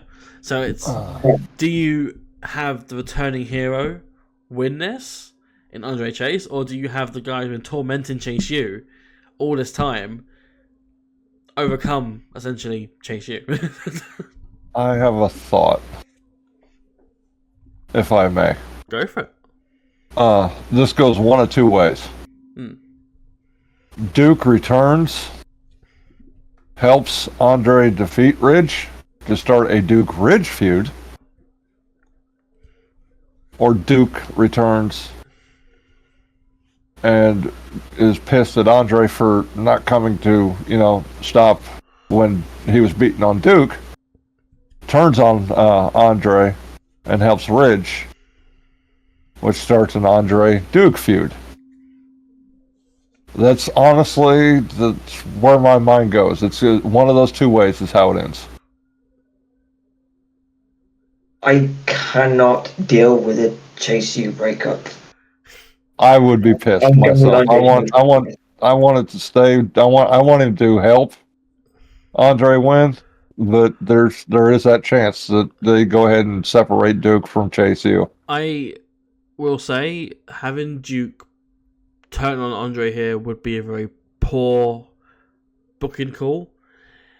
Andre was in hospital when Duke was getting beaten up, so I don't know why he'd be angry at Andre for not being being. When does that ever matter to a wrestler? No, I know what you mean, but I mean just in terms of like how we look at things and how we analyze, it's kind of just bad. Like it's very bad reasoning for why Duke would turn. Saying that though, I do agree. I think Duke comes back and I think he helps Andre. So I think Andre wins. Yeah, I think Andre too. He's been off TV for too long to not win this match. Yeah. Plus, it's an ambulance match. You ain't got to pin Ridge to win it. Maybe Ridge loses and then goes back to SmackDown or goes to Raw. Who knows? Or he's recruited by Sean Spears. You know what? Maybe actually that could actually happen. I honestly don't know. The Ridge's whole rundown in NXT has been confusing to me. Yeah. Oh, I'm doing so bad. I'm going to retire. I'm retiring next week. That's right, I'm retired. After that, I'm back now. It's just like, what the hell? But no, Chicken, who are you going for? Andre or Ridge? I'm going to go with Andre, though I may regret it. Okay, so far we've all got the same picks. I mean, I didn't have it the other way around, but I'll go with this match first because I think we've got the same answer for this anyway. NXT Men's Championship. Devil Playground, champion Chip Williams against Ethan Page. Who have we got? Rick. Christian Cage. I also have Christian Cage. Christian Cage cashes in his title shot. Never said it had to be for the AEW title. You know what? I am down for that. And he claims that he is Trick's father. There you go. Because Kip Sabian helps him win the match. Yes. People who only watch NXT are like, what the hell are they talking about? Mm-hmm. And then bring Adam Page, and then DDP, Diamond Dallas Page, and I mean, Trick's winning that one. Come on. if we bring in Adam Page as Ethan's brother, wouldn't he be more of his uncle? Because that's quite an age gap, isn't it? Or is Ethan that much older? I thought Ethan was in his 30s. I could be very wrong. It's just that. Because he's got a 6-year-old kid or 7-year-old kid? Something like that. But because Ethan's like 41 or something like that. Fair. He looks good for his age.